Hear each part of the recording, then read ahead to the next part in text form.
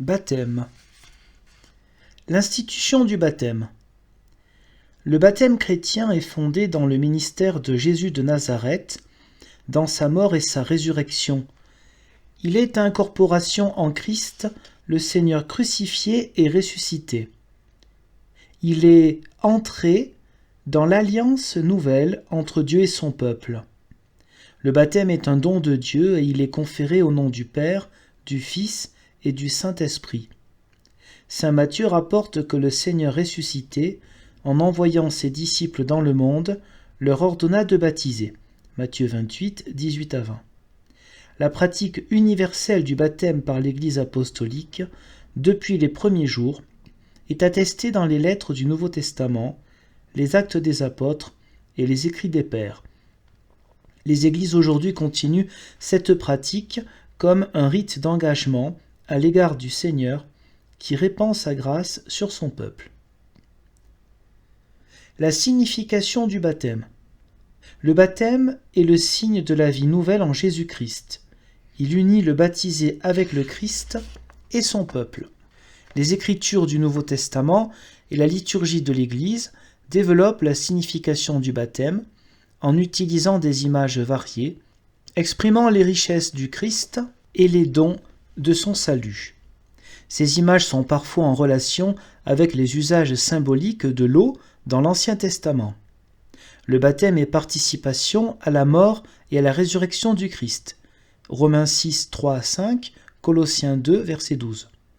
Purification du péché. 1 Corinthiens 6, verset 11. Nouvelle naissance. Jean 3, verset 5. Illumination par le Christ. Éphésiens 5, verset 14. Changement de vêtements en Christ, Galates 3, verset 27, renouvellement par l'Esprit, Tite, versets 3 et 5, expérience de délivrance à travers les flots de la destruction, première lettre de Pierre, 3, versets 20 et 21, sortie de l'esclavage, 1 Corinthiens 10, versets 1-2, libération en vue d'une nouvelle humanité dans laquelle sont dépassées les barrières entre les sexes, les races et les situations sociales. Galates 3, 27-28, 1 Corinthiens 12, verset 13. Les images sont nombreuses, mais la réalité est une. Participation à la mort et à la résurrection du Christ. Le baptême signifie une participation à la vie, à la mort et à la résurrection de Jésus-Christ. Jésus est descendu dans le Jourdain et a été baptisé en solidarité avec les pécheurs, afin d'accomplir toute justice. Matthieu 3,15. Ce baptême a conduit Jésus sur le chemin du serviteur souffrant, manifesté par sa passion, sa mort et sa résurrection. Marc 10, 38 à 40 et verset 45. Par le baptême, des chrétiens sont plongés dans la mort libératrice du Christ, où leurs péchés sont ensevelis, où le vieil Adam est crucifié avec le Christ et où le pouvoir du péché est brisé. Ainsi, les baptisés ne sont plus esclaves du péché, mais libres. Totalement assimilés à la mort du Christ, ils sont ensevelis avec lui et ressuscitent, ici et maintenant, à une vie nouvelle, dans la puissance de la résurrection de Jésus-Christ, confiants d'être aussi un jour unis à lui, dans une résurrection semblable à la sienne. Romains 6, 3 à 11, Colossiens 2, 13, 3, 1, Éphésiens 2, 5 à 6. Conversion, pardon, purification. Le baptême qui fait participer les chrétiens au mystère de la mort et de la résurrection du Christ implique la confession du péché et la conversion du cœur. Déjà le baptême donné par Jean était un baptême de conversion en vue du pardon des péchés. Marc 1, 4. Le Nouveau Testament souligne les implications éthiques du baptême en le représentant comme une ablution qui lave le corps avec une eau pure, une purification du cœur de tout péché et un acte de justification. Hébreux 10, 22, 1 Pierre 3, 21, Actes 22, 16, 1 Corinthiens 6, 11. Ainsi les baptisés sont pardonnés, purifiés et sanctifiés par le Christ. Ils reçoivent une nouvelle orientation éthique sous la conduite du Saint-Esprit qui fait partie de leur expérience baptismale. Don de l'Esprit. Le Saint-Esprit est à l'œuvre dans les vies avant pendant et après le baptême.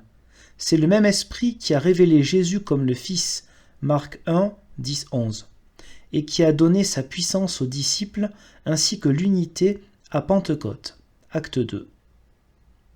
Dieu répand sur chaque baptisé l'onction du Saint-Esprit promis. Il les marque de son sceau et met dans leur cœur l'acompte de leur héritage comme enfants de Dieu. Le Saint-Esprit nourrit la vie de la foi dans leur cœur jusqu'à la délivrance finale où ils prendront possession de leur héritage à la louange de la gloire de Dieu. 2 Corinthiens 1, 21-22, Éphésiens 1, 13-14. Incorporation dans le corps du Christ. Célébré en obéissance à notre Seigneur, le baptême est un signe et un sceau de notre engagement commun de disciples. À travers leur propre baptême, les chrétiens sont conduits à l'union avec le Christ, avec chacun des autres chrétiens et avec l'Église de tous les temps et de tous les lieux. Notre baptême commun qui nous unit au Christ dans la foi est ainsi un lien fondamental d'unité. Nous sommes un seul peuple et nous sommes appelés à confesser et à servir un seul Seigneur, en chaque lieu et dans le monde entier. L'union avec le Christ que nous partageons par le baptême a des implications importantes pour l'unité chrétienne. Il y a un seul baptême, un seul Dieu et Père de tous, Éphésiens 4, 4-6. Quand l'unité baptismale est réalisée dans l'Église une, sainte, catholique et apostolique, un témoignage chrétien authentique peut être rendu à l'amour de Dieu qui guérit et réconcilie. C'est pourquoi notre unique baptême en Christ constitue un appel aux Églises pour qu'elles surmontent leurs divisions et manifestent visiblement leur communion. Commentaire. Quand les Églises sont incapables de reconnaître que leurs pratiques diverses du baptême sont une participation à l'unique baptême, et lorsqu'elles restent divisées, malgré leur reconnaissance mutuelle du baptême, elles donnent l'image dramatique d'un témoignage divisé de l'Église. Lorsque les Églises acceptent, en certains lieux et temps, que des différences de sexe, de race, de situation sociale divisent le corps du Christ, cela met en question l'authenticité de l'unité baptismale de la communauté chrétienne, Galates 3, versets 27 et 28, et compromet sérieusement son témoignage. Le besoin de retrouver l'unité baptismale est au cœur du travail œcuménique. Il est également central pour vivre une authentique communion au sein des communautés chrétiennes. Signe du royaume. Le baptême ouvre sur la réalité de la vie nouvelle donnée en ce monde. Il fait participer à la communauté du Saint-Esprit. Il est un signe du royaume de Dieu et de la vie du monde à venir.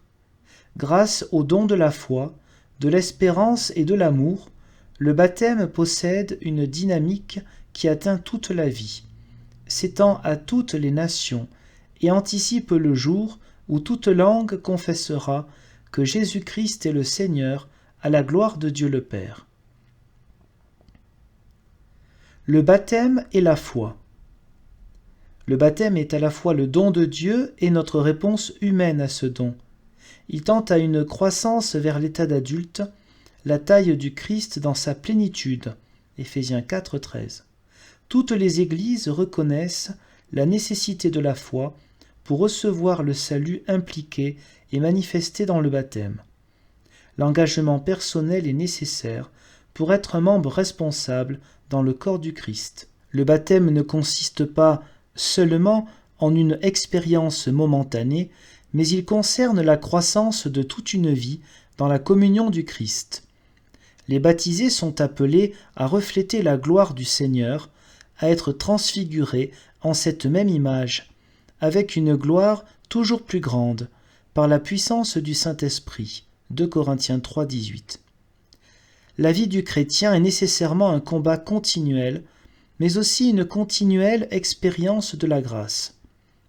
Dans cette relation nouvelle, les baptisés vivent pour le Christ, pour son Église et le monde qu'il aime, tout en attendant, dans l'espérance, la manifestation de la nouvelle création de Dieu et le temps où Dieu sera tout en tous. Romains 8, 18, 24, 1 Corinthiens 15, 22, 28 et 49, 57. En croissant dans la vie de la foi, les croyants baptisés manifestent que l'humanité peut être régénérée et libérée. Ils ont la commune responsabilité, ici et maintenant, de rendre témoignage ensemble à l'évangile du Christ, le libérateur de tous les êtres humains. Le contexte de ce témoignage commun, c'est l'Église et le monde. Dans cette communion de témoignage et de service, les chrétiens découvrent la pleine signification de l'unique baptême comme don de Dieu à tout son peuple. De même, ils reconnaissent que le baptême en la mort du Christ a des implications éthiques, qui non seulement appellent à la sanctification personnelle, mais aussi engagent les chrétiens à lutter pour que se réalise la volonté de Dieu dans tous les secteurs de la vie. Romains 6, 9 et suivants, Galates 3, 26 à 28, 1 Pierre 2, 21, jusqu'à 4, 6. La pratique du baptême.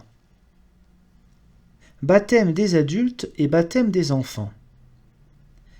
Il est possible que le baptême des enfants ait été pratiqué à l'âge apostolique, mais le baptême après une profession de foi personnelle est la forme la plus clairement attestée dans les documents du Nouveau Testament.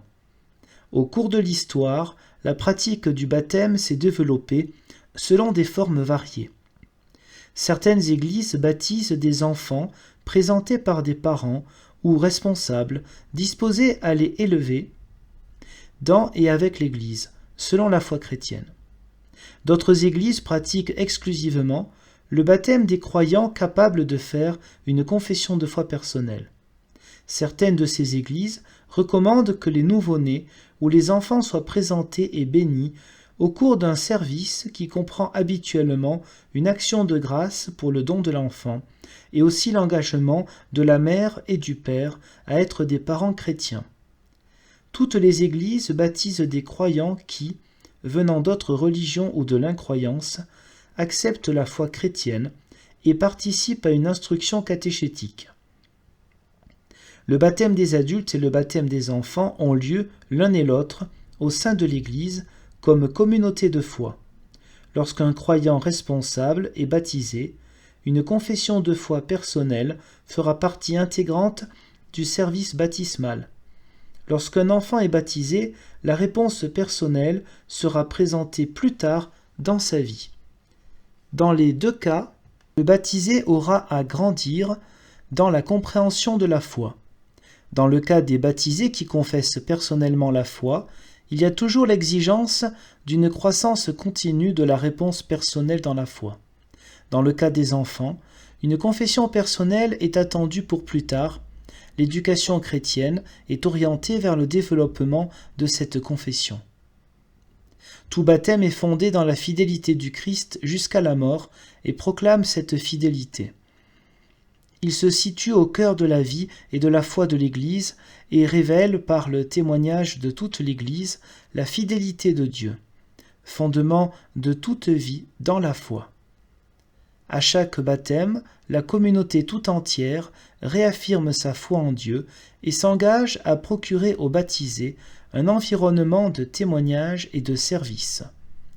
Le baptême devrait donc toujours être célébré et développé dans le cadre de la communauté chrétienne. Commentaire.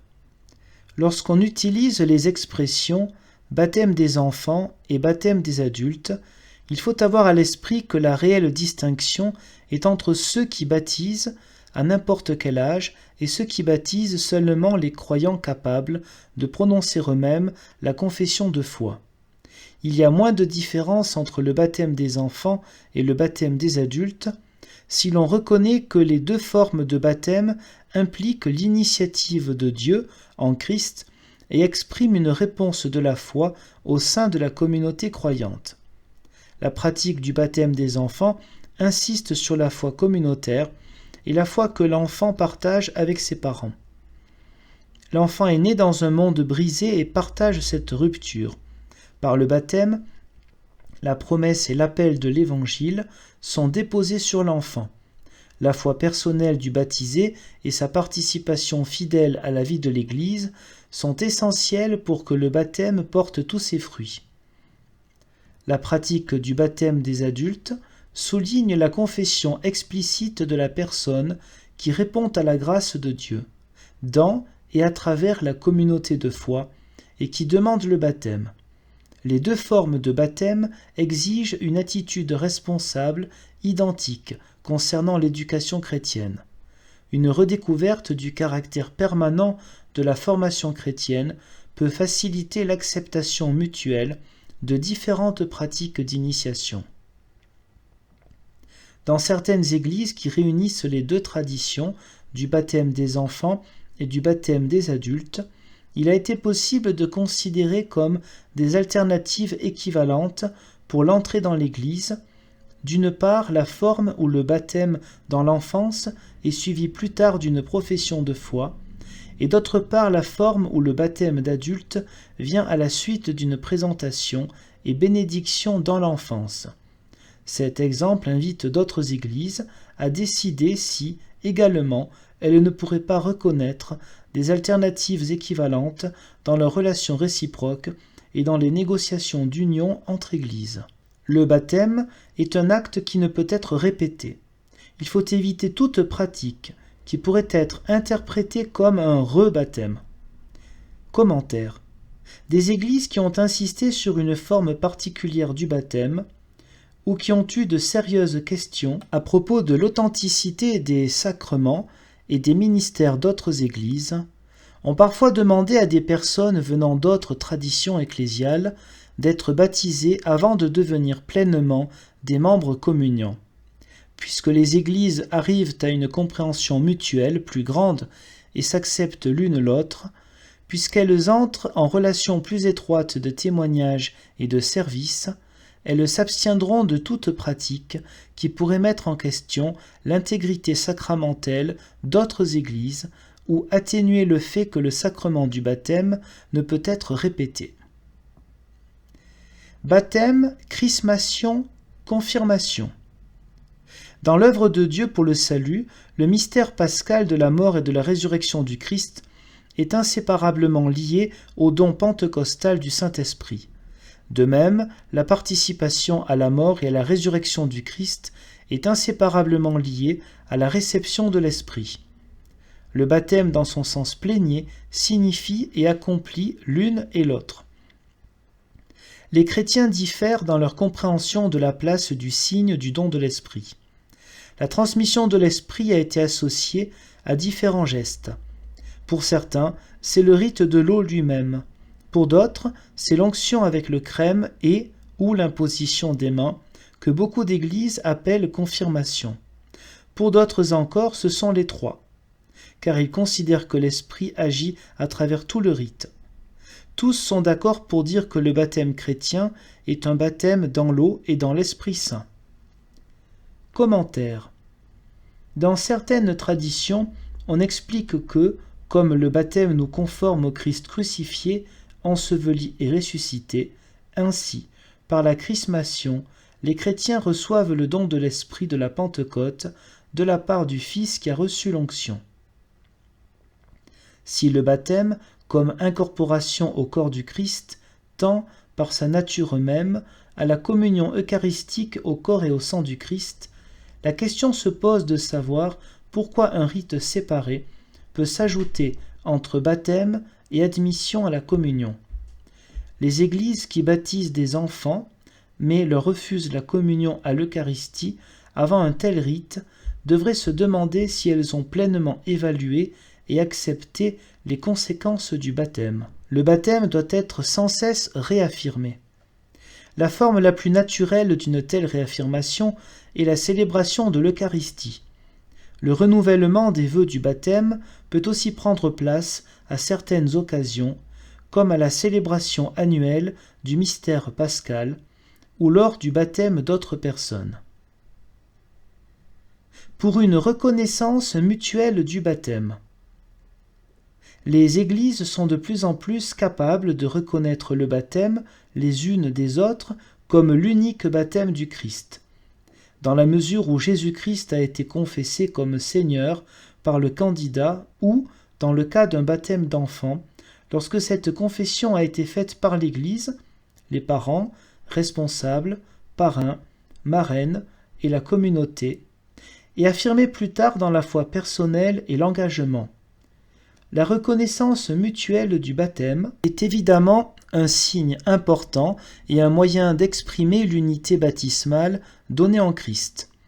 Partout où c'est possible, les églises devraient exprimer de manière explicite la reconnaissance mutuelle de leur baptême. Afin de surmonter leurs différences, ceux qui pratiquent le baptême des adultes et ceux qui baptisent les enfants devraient reconsidérer certains aspects de leur manière de faire. Les premiers devraient chercher à exprimer plus visiblement le fait que les enfants sont placés sous la protection de la grâce de Dieu. Les seconds devraient se garder contre la pratique de baptême apparemment sans réflexion préalable et prendre plus au sérieux leur responsabilité dans l'éducation des enfants baptisés en vue d'un engagement adulte pour le Christ. La célébration du baptême. Le baptême est célébré avec de l'eau, au nom du Père, du Fils et du Saint-Esprit. Dans la célébration du baptême, la valeur symbolique de l'eau devrait être prise au sérieux et ne pas être minimisée. L'acte de l'immersion peut exprimer de façon concrète le fait que, dans le baptême, le chrétien participe à la mort, à l'ensevelissement et à la résurrection du Christ. Commentaire. Dans certaines traditions théologiques, l'usage de l'eau, toutes ces associations positives avec la vie et la bénédiction, signifie la continuité entre l'ancienne et la nouvelle création, manifestant ainsi la signification du baptême non seulement pour les êtres humains, mais aussi pour tout le cosmos. En même temps, l'usage de l'eau représente une purification de la création, une mort à tout ce qui est négatif et destructif dans le monde. Ceux qui sont baptisés dans le corps du Christ sont faits participants d'une nouvelle existence. Comme ce fut le cas dans les premiers siècles, le don de l'Esprit au baptême peut être signifié de manière diverse. Par exemple, par le signe de l'imposition des mains et par l'onction ou chrismation. Le signe de la croix évoque la marque du sceau de l'Esprit promis, signe eschatologique et acompte de l'héritage final dans le royaume de Dieu. Éphésiens 1, 13-14. La redécouverte de tels signes concrets peut approfondir la liturgie. Dans une liturgie complète du baptême, on devrait trouver au moins les éléments suivants. Une proclamation des textes de l'Écriture se rapportant au baptême, une invocation du Saint-Esprit, une renonciation au mal, une profession de foi au Christ et à la Sainte Trinité, l'usage de l'eau, une déclaration que les personnes baptisées ont acquis une nouvelle identité comme fils et filles de Dieu, et comme membres de l'Église, appelés à rendre témoignage à l'Évangile. Certaines églises considèrent que l'initiation chrétienne n'est pas complète sans le sceau du Saint-Esprit donné aux baptisés et la participation à la communion. Il convient que, dans le cadre du service baptismal, on donne une explication du sens du baptême, conformément à l'Écriture. Participation à la mort et à la résurrection du Christ, conversion, pardon et purification, don de l'Esprit, incorporation dans le corps du Christ et signe du royaume. Commentaire. Des discussions récentes montrent qu'il faudrait accorder plus d'attention à des malentendus entretenus par le contexte socioculturel dans lequel se situe le baptême. Dans certaines parties du monde, l'usage de donner un prénom aux baptisés au cours de la liturgie baptismale a conduit à la confusion entre baptême et coutume locale de l'attribution d'un nom. Cette confusion est particulièrement regrettable si, dans des cultures à prédominance non chrétienne, les baptisés doivent recevoir des prénoms chrétiens qui ne sont pas enracinés dans leur tradition culturelle. En élaborant leur discipline du baptême, les églises devraient être attentives à mettre l'accent sur la vraie signification du baptême pour éviter que les baptisés soient inutilement éloignés de leur culture locale par l'imposition de prénoms étrangers. Un prénom reçu de sa propre culture d'origine enracine le baptisé dans cette culture et en même temps manifeste l'universalité du baptême, incorporation dans l'Église une sainte, catholique et apostolique qui s'étend sur toutes les nations de la terre. Dans beaucoup d'églises multitudinistes européennes et nord-américaines, on pratique souvent le baptême des enfants, apparemment sans aucune discrimination. Cela contribue au peu d'empressement des églises, pratiquant le baptême des adultes, à reconnaître la validité de ce baptême. Ce fait devrait conduire à une réflexion plus critique sur la signification du baptême au sein des églises multitudinistes elles-mêmes. Certaines églises africaines pratiquent le baptême du Saint-Esprit sans eau par l'imposition des mains, tout en reconnaissant le baptême des autres églises. Une étude est nécessaire en ce qui concerne cette pratique et sa relation avec le baptême d'eau. Le baptême est normalement célébré par un ministre ordonné, bien que dans certaines circonstances, d'autres soient autorisés à baptiser. Puisque le baptême est étroitement lié à la vie communautaire et au culte de l'Église, il devrait être célébré pendant un service liturgique public, de sorte que les membres de la communauté se rappellent leur propre baptême, accueillent les baptisés dans leur communion fraternelle et s'engagent à les former dans la foi chrétienne, comme c'était la pratique dans l'Église ancienne. Les grandes fêtes de Pâques, de Pentecôte et de l'Épiphanie conviennent bien à la célébration du baptême. Eucharistie. L'institution de l'Eucharistie. L'Église reçoit l'Eucharistie comme un don de la part du Seigneur. Saint Paul écrivait « Voici ce que j'ai reçu du Seigneur et ce que je vous ai transmis. Le Seigneur Jésus, dans la nuit où il fut livré, prit du pain, et, après avoir rendu grâce, il le rompit et dit « Ceci est mon corps, qui est pour vous, faites cela en mémorial, anamnésis, de moi. » Il fit de même pour la coupe, après le repas, en disant « Cette coupe est la nouvelle alliance en mon sang, faites cela toutes les fois que vous en boirez, en mémorial de moi. » 1 Corinthiens 11, 23-25, Matthieu 26, 26-29, Marc 14, 22-25, Luc 22, 14-20. Les repas que Jésus a partagés durant son ministère terrestre et dont le récit nous est conservé, proclament et mettent en œuvre le royaume tout proche. La multiplication des pains en est un signe. Lors de son dernier repas, la communion du royaume a été mise en relation avec la perspective des souffrances de Jésus. Après sa résurrection, le Seigneur a manifesté sa présence et s'est fait connaître à ses disciples dans la fraction du pain. Ainsi, l'Eucharistie est en continuité avec ces repas de Jésus durant sa vie terrestre et après sa résurrection, qui sont toujours des signes du royaume. Les chrétiens considèrent que l'Eucharistie est préfigurée par le mémorial de la délivrance dans la Pâque d'Israël, libération du pays de servitude, et par le repas de l'Alliance au mont Sinaï, Exode 24.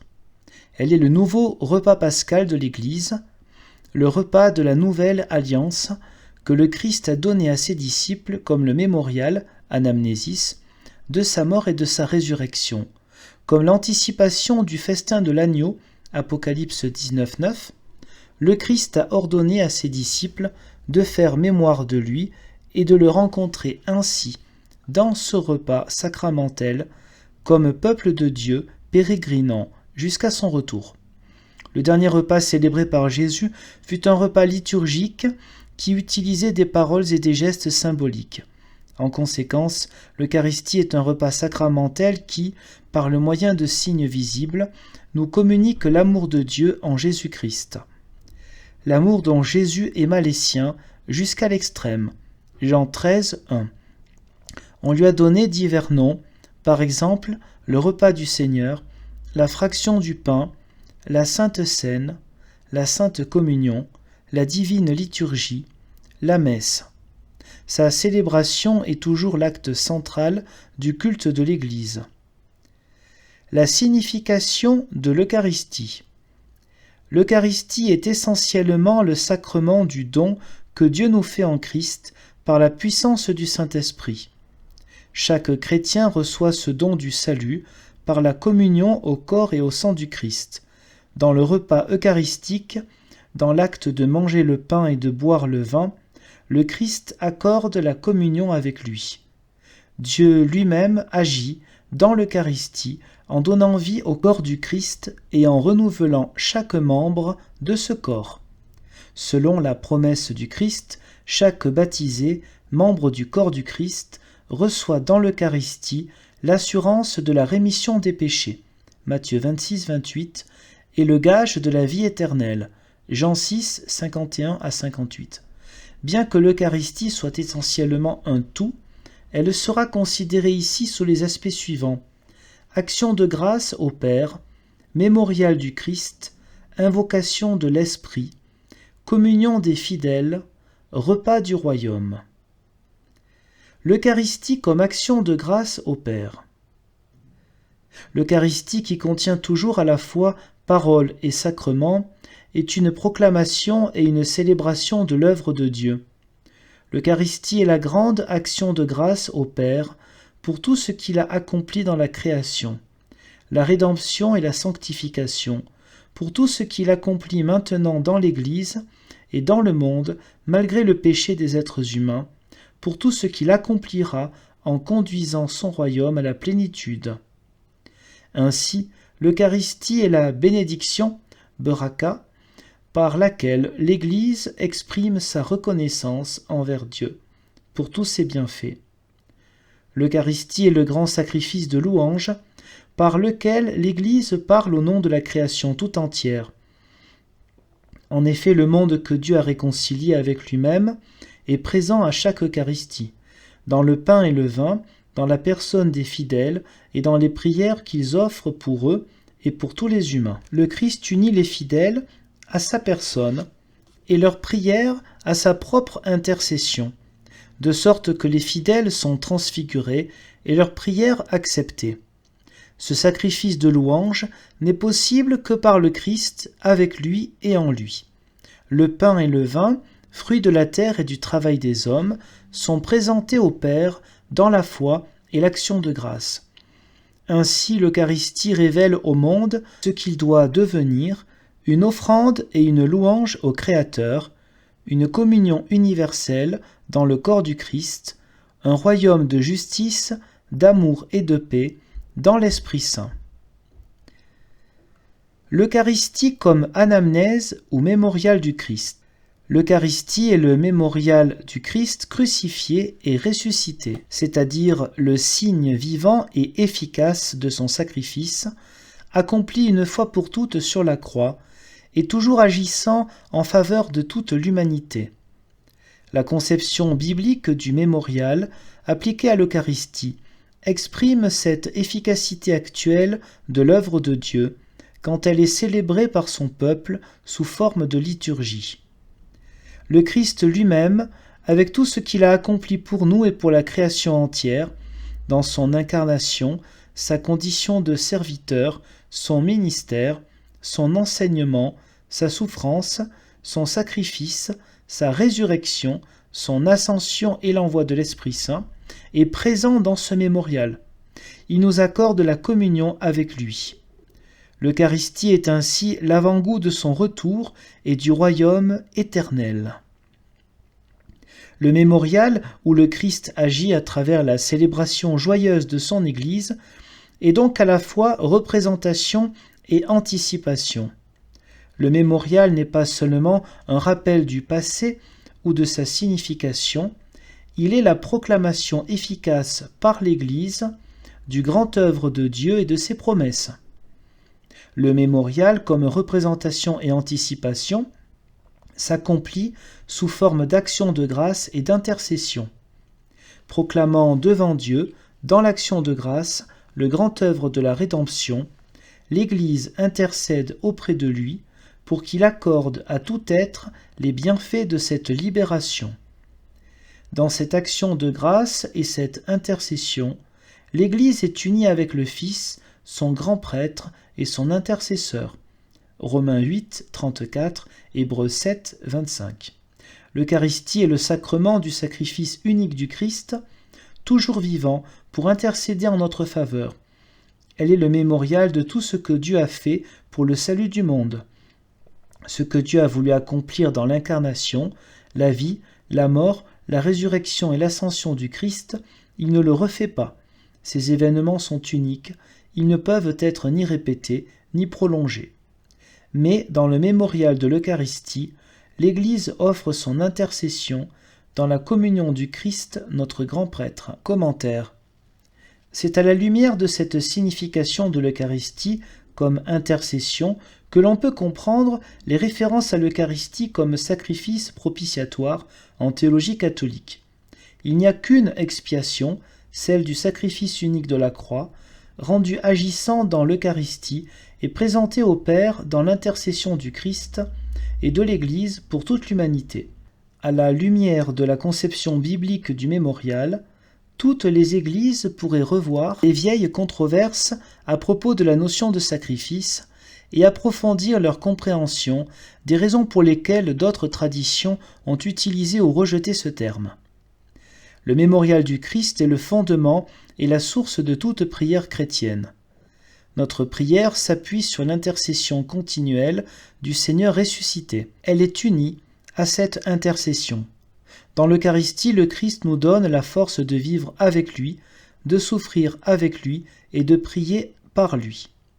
Comme des pécheurs justifiés accomplissant librement et joyeusement sa volonté. En Christ, nous nous offrons nous-mêmes en sacrifice vivant et saint dans toute notre vie quotidienne. Romains 12, 1, 1 Pierre 2, 5.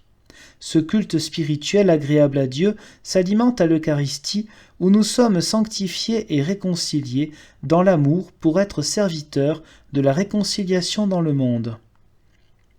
Unis à notre Seigneur et en communion avec tous les saints et martyrs, nous sommes renouvelés dans l'alliance scellée par le sang du Christ. Puisque l'anamnèse du Christ est le vrai contenu de la parole proclamée, comme elle est l'essence du repas eucharistique, l'une renforce l'autre. La célébration de l'Eucharistie implique normalement la proclamation de la parole. Les paroles et gestes du Christ dans l'institution de l'Eucharistie sont au cœur de la célébration. Le repas eucharistique est le sacrement du corps et du sang du Christ, le sacrement de sa présence réelle, le Christ, accompli de multiples façons, sa promesse d'être avec les siens pour toujours jusqu'à la fin du monde. Mais le mode de la présence du Christ dans l'Eucharistie est unique. Jésus a dit sur le pain et le vin de l'Eucharistie « Ceci est mon corps, ceci est mon sang ».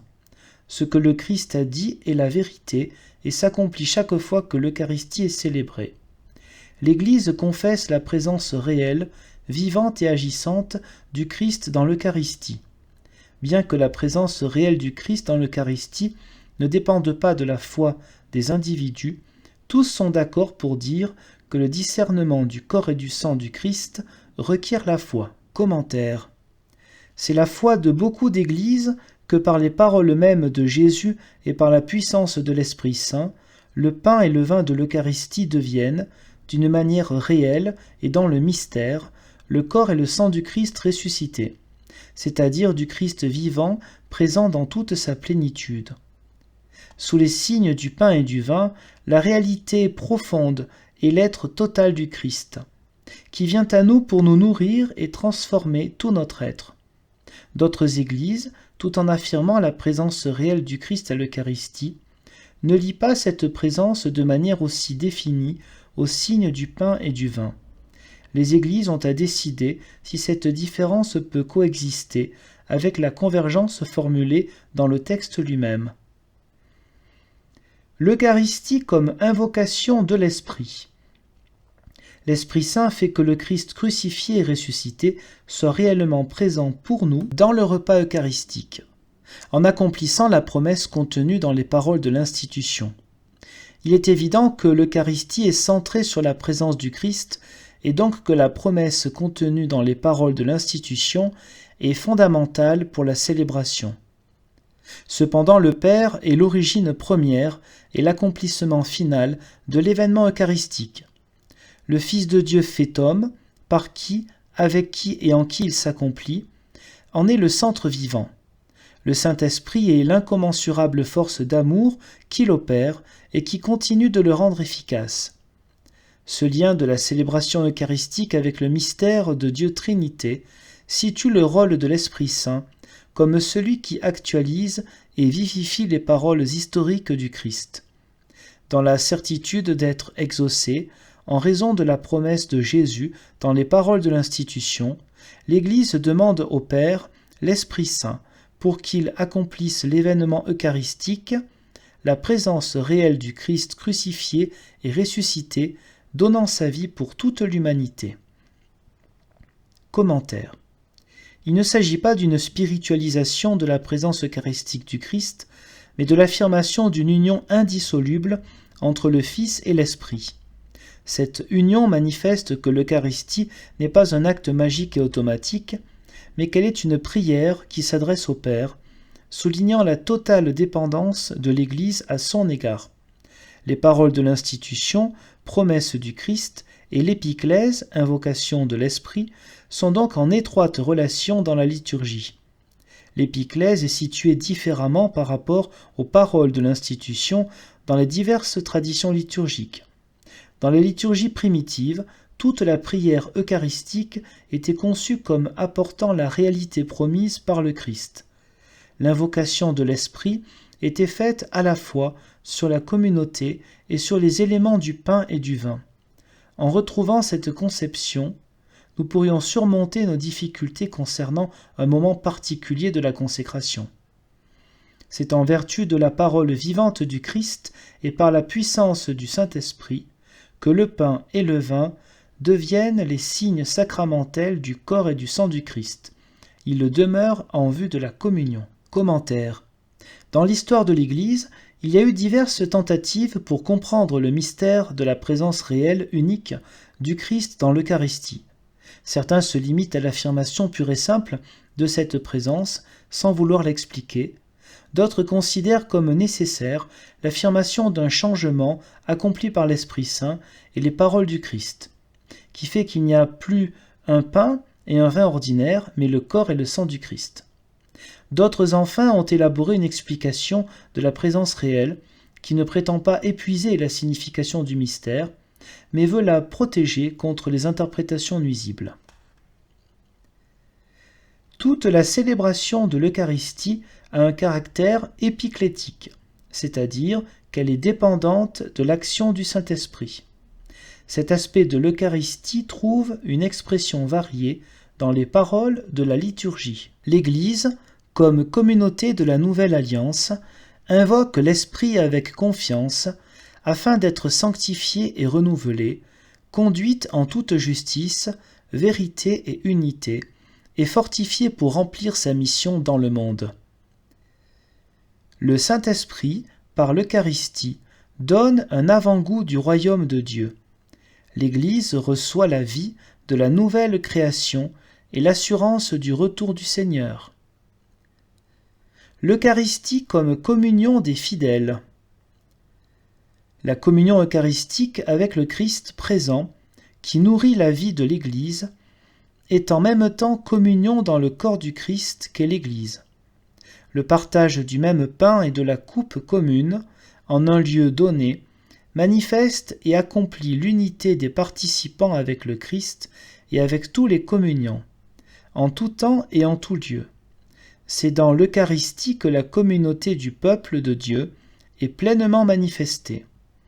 Les célébrations eucharistiques sont toujours en relation avec l'Église tout entière, et toute l'Église est impliquée dans chaque célébration eucharistique. Dans la mesure où une Église prétend être une manifestation de l'Église universelle, elle devrait prendre soin d'ordonner sa propre vie selon des voies qui prennent au sérieux les intérêts et préoccupations des Églises sœurs. Commentaire. Dès les débuts, le baptême a été conçu comme le sacrement par lequel les croyants sont incorporés au corps du Christ et remplis de l'Esprit Saint. Si donc une Église, ses ministres et ses fidèles contestent à d'autres Églises, à leurs baptisés et à leurs ministres, le droit de participer à l'Eucharistie ou de la présider, la catholicité de l'Eucharistie est moins manifestée. Dans beaucoup d'églises aujourd'hui, il y a une discussion à propos de l'admission des enfants baptisés comme communiants à l'Eucharistie. L'Eucharistie embrasse tous les aspects de la vie. Elle est un acte représentatif d'action de grâce et d'offrande au nom du monde entier. La célébration eucharistique présuppose la réconciliation et le partage avec tous. Regardée comme frères et sœurs de l'unique famille de Dieu. Elle est un constant défi dans la recherche de relations normales au sein de la vie sociale, économique et politique. Matthieu 5, 23 et suivants, 1 Corinthiens 10, 16 et suivants, 1 Corinthiens 11, 20 à 22, Galates 3, 28. Toutes les formes d'injustice, de racisme, de séparation et d'absence de liberté sont radicalement mises au défi quand nous partageons le corps et le sang du Christ. À travers l'Eucharistie, la grâce de Dieu qui renouvelle tout, pénètre et restaure la personne humaine et sa dignité. L'Eucharistie entraîne le croyant dans l'événement central de l'histoire du monde. Comme participants à l'Eucharistie, donc, nous nous montrons inconséquents si nous ne participons pas activement à cette restauration continue de la situation du monde et de la condition humaine. L'Eucharistie nous montre que notre comportement est inconsistant en face de la présence réconciliatrice de Dieu dans l'histoire humaine. Nous sommes placés sous un jugement continuel par la persistance de relations injustes de toutes sortes dans notre société, par les nombreuses divisions dues à l'orgueil humain, à l'intérêt matériel et aux politiques du pouvoir, et enfin par l'obstination dans des oppositions confessionnelles injustifiables au sein du corps du Christ. La solidarité dans le corps du Christ, affirmée par la communion eucharistique, et la responsabilité des chrétiens les uns à l'égard des autres, et envers le monde, trouvent une expression particulière dans les liturgies. Le pardon mutuel des péchés, le signe de paix, l'intercession pour tous, manger et boire ensemble, porter les éléments eucharistiques aux malades et aux prisonniers ou célébrer l'Eucharistie avec eux. Tous ces signes de l'amour fraternel dans l'Eucharistie sont directement liés au propre témoignage du Christ serviteur. Les chrétiens eux-mêmes participent à sa condition de serviteur. Dieu en Christ est entré dans la condition humaine. Ainsi, la liturgie eucharistique est proche des situations concrètes et particulières des hommes et des femmes. Dans l'Église primitive, le ministère des diacres et des diaconesses était spécifiquement responsable de manifester cet aspect de l'Eucharistie. L'exercice d'un tel ministère entre la table et la misère humaine exprime concrètement la présence libératrice du Christ dans le monde. L'Eucharistie comme un repas du royaume. L'Eucharistie ouvre sur la vision du royaume de Dieu, promis comme le renouvellement final de la création. Elle en est un avant-goût.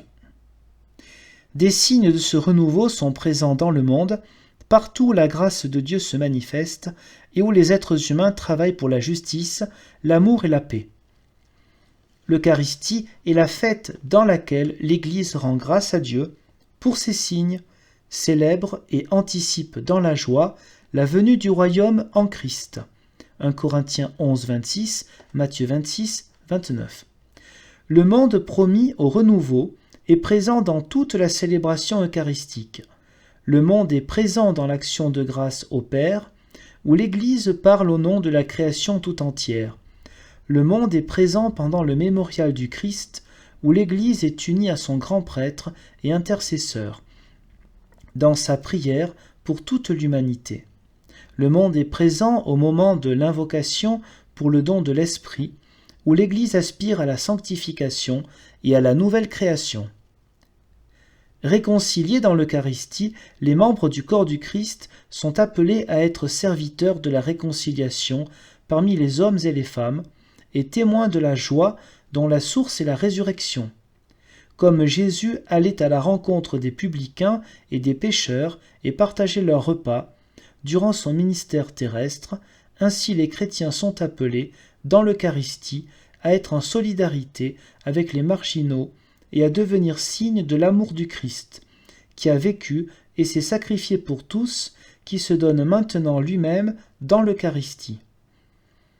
La célébration de l'Eucharistie est un moment où l'Église participe à la mission de Dieu dans le monde. Cette participation prend forme quotidiennement dans la proclamation de l'Évangile, le service du prochain et la présence fidèle au monde. Don total de Dieu, l'Eucharistie offre la réalité nouvelle qui transforme la vie des chrétiens afin qu'ils soient à l'image du Christ et deviennent ses témoins efficaces. L'Eucharistie est ainsi une précieuse nourriture pour les missionnaires, le pain et le vin des pèlerins, en vue de leur exode apostolique dans le monde.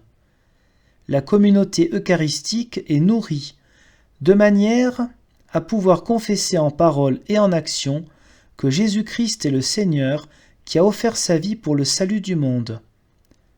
En devenant un peuple unique autour d'un repas unique, l'assemblée eucharistique doit nécessairement être soucieuse du rassemblement de ceux qui sont au-delà de ses limites visibles, parce que c'est le Christ qui a invité à son festin tous ceux pour lesquels il est mort. Le fait que les chrétiens ne puissent se réunir en une pleine communion à la même table, pour manger le même pain et boire à la même coupe, constitue un affaiblissement de leur témoignage missionnaire, individuel et commun. La célébration de l'Eucharistie. La liturgie eucharistique est essentiellement un tout, impliquant historiquement les éléments suivants, qui peuvent se présenter dans un ordre différent et dont l'importance n'est pas égale. Chant de louange, acte de repentance, déclaration du pardon, proclamation de la parole de Dieu de diverses façons, confession de la foi, credo, intercession pour toute l'Église et pour le monde, préparation du pain et du vin, action de grâce au Père pour les merveilles de la création, de la rédemption et de la justification, dont l'origine est la beraka de la tradition juive, parole du Christ pour l'institution du sacrement, selon la tradition néo-testamentaire, anamnèse ou mémorial des grands actes de la rédemption, passion, mort, résurrection, ascension du Christ et Pentecôte qui a conduit l'Église à l'existence, invocation du Saint-Esprit sur la communauté et sur les éléments du pain et du vin, épiclèse, soit avant les paroles de l'institution, soit après le mémorial, ou l'un et l'autre, ou une autre référence à l'Esprit Saint, qui exprime adéquatement le caractère épiclétique de l'Eucharistie. Consécration des fidèles à Dieu, rappel de la communion des saints, prière pour la venue du Seigneur et la manifestation définitive de son royaume.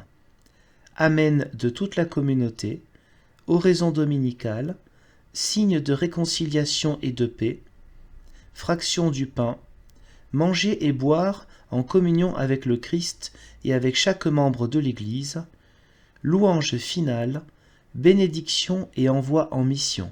La meilleure voie vers l'unité dans la célébration eucharistique et la communion est le renouveau lui-même de l'Eucharistie dans les diverses églises, au plan de l'enseignement et de la liturgie. Les églises devraient examiner à nouveau leur liturgie à la lumière de l'accord eucharistique grandissant. Le mouvement de réforme liturgique a rapproché les églises dans leur manière de célébrer l'Eucharistie. Cependant, une certaine diversité liturgique, compatible avec notre foi eucharistique commune, est reconnue comme une réalité saine et enrichissante. L'affirmation d'une foi commune à propos de l'Eucharistie n'implique pas l'uniformité dans la liturgie et la pratique. Commentaire. Depuis l'époque du Nouveau Testament, l'Église attache une très grande importance à l'usage continu des éléments du pain et du vin que Jésus a employés à la Sainte Seine.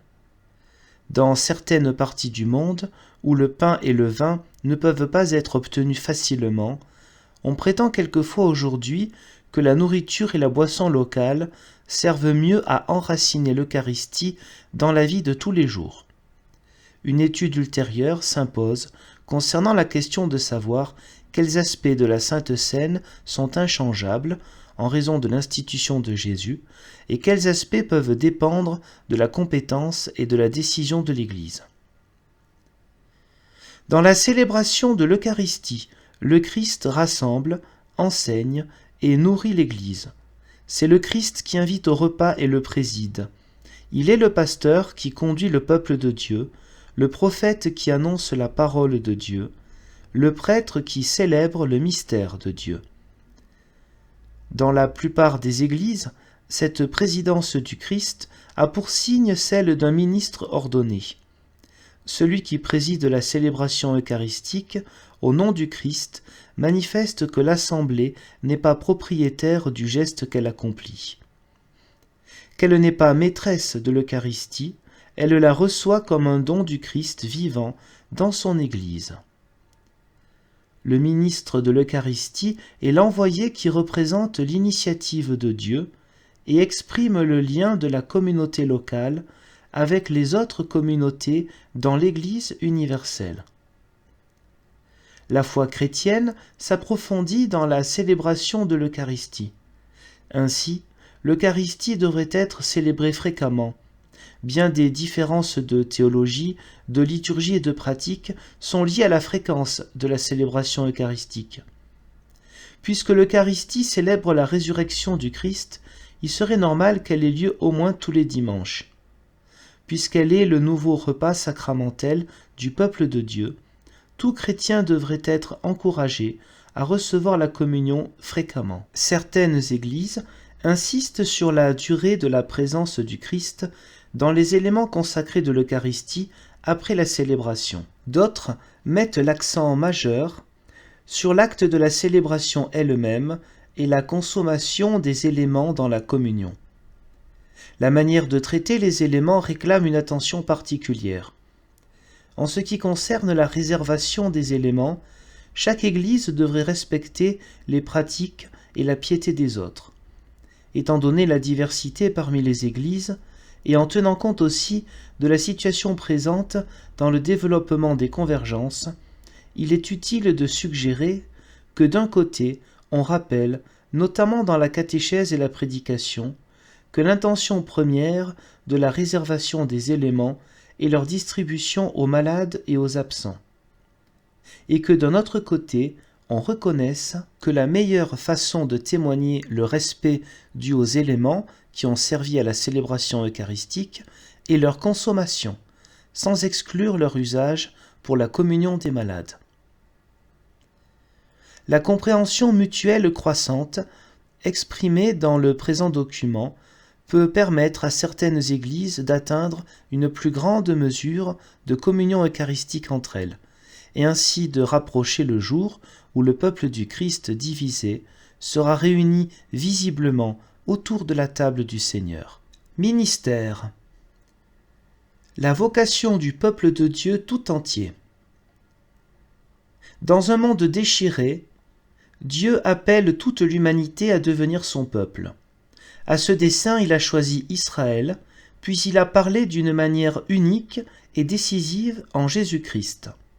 Fils de Dieu, Jésus a fait sienne la nature, la condition et la cause du genre humain tout entier, en se donnant lui-même en sacrifice pour tous. Sa vie de service, sa mort et sa résurrection sont les fondements d'une nouvelle communauté qui est édifiée continuellement par la bonne nouvelle de l'Évangile et par le don des sacrements. Le Saint-Esprit unit en un seul corps ceux qui suivent Jésus-Christ et il les envoie comme témoins dans le monde.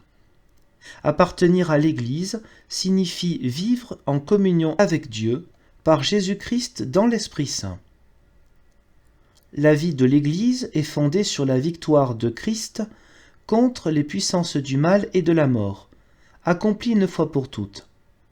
Le Christ offre le pardon, invite à la repentance et délivre de la destruction. Il rend capable de se tourner vers Dieu dans la louange et vers le prochain dans le service. Il est la source de la vie nouvelle dans la liberté, le pardon mutuel et l'amour.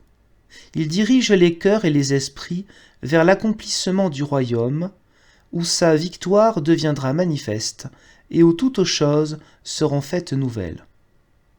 Le dessein de Dieu est que, en Jésus-Christ, tous puissent partager cette communion. L'Église vit par la puissance libératrice et régénérante de l'Esprit Saint. Jésus a reçu l'onction du Saint-Esprit lors de son baptême et, après sa résurrection, ce même Esprit a été donné à ceux qui croyaient au Seigneur ressuscité pour en faire le corps du Christ. L'Esprit appelle à la foi, sanctifie par ses nombreux dons et accorde la force de témoigner pour l'Évangile et de servir dans l'espérance et l'amour.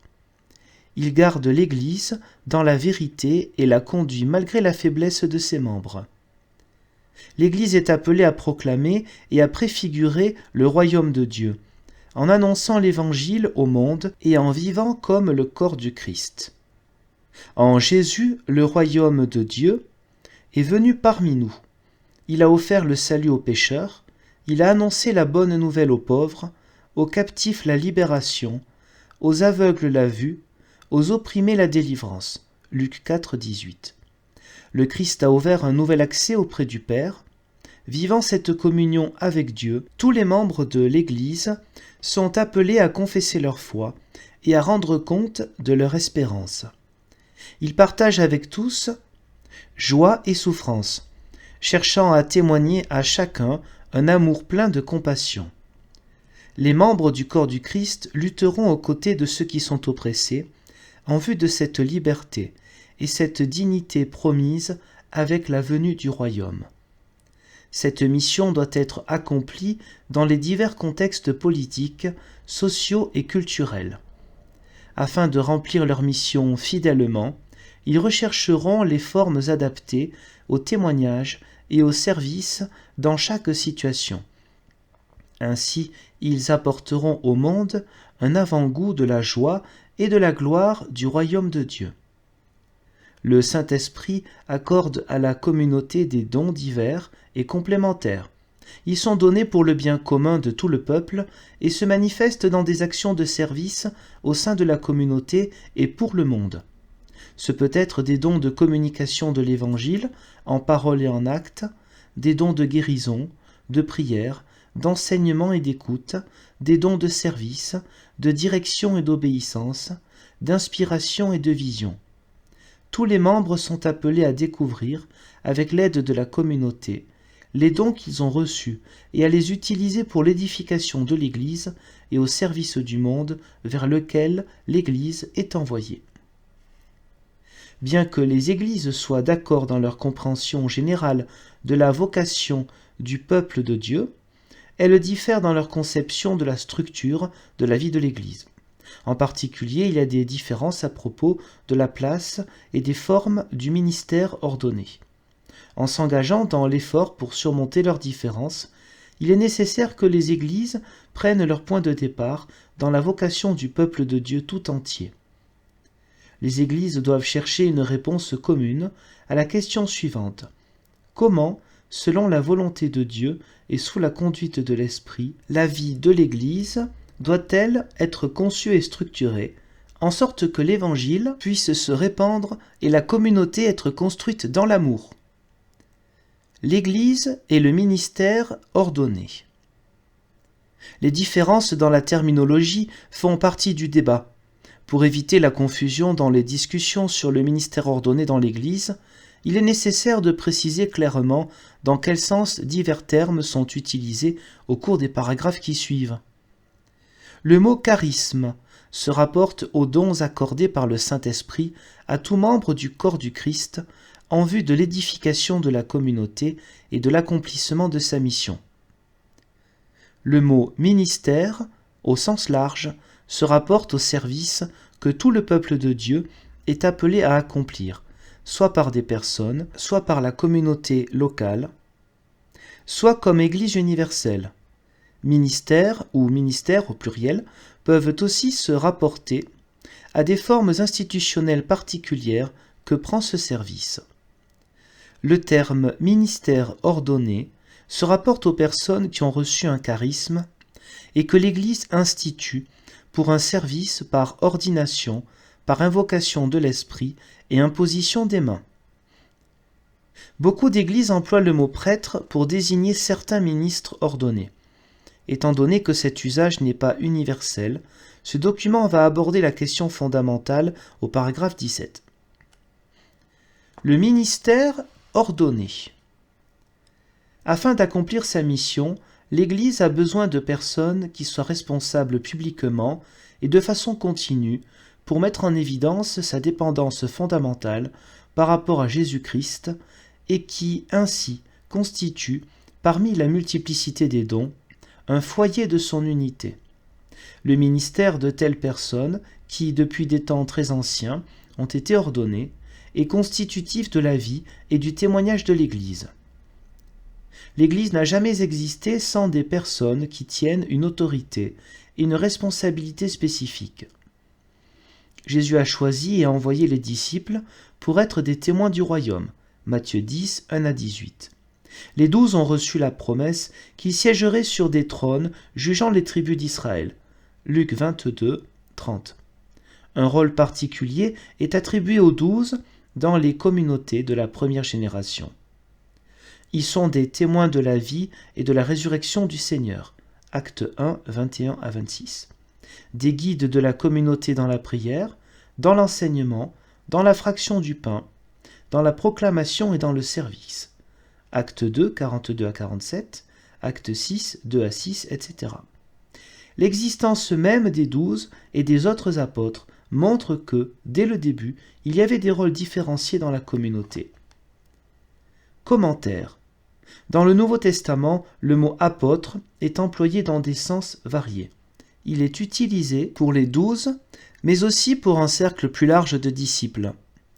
Il est appliqué à Paul et à d'autres en tant qu'ils sont envoyés par le Christ ressuscité pour proclamer l'Évangile. Les rôles des apôtres couvrent à la fois la fondation et la mission. Jésus a appelé les 12 à être représentants de l'Israël renouvelé.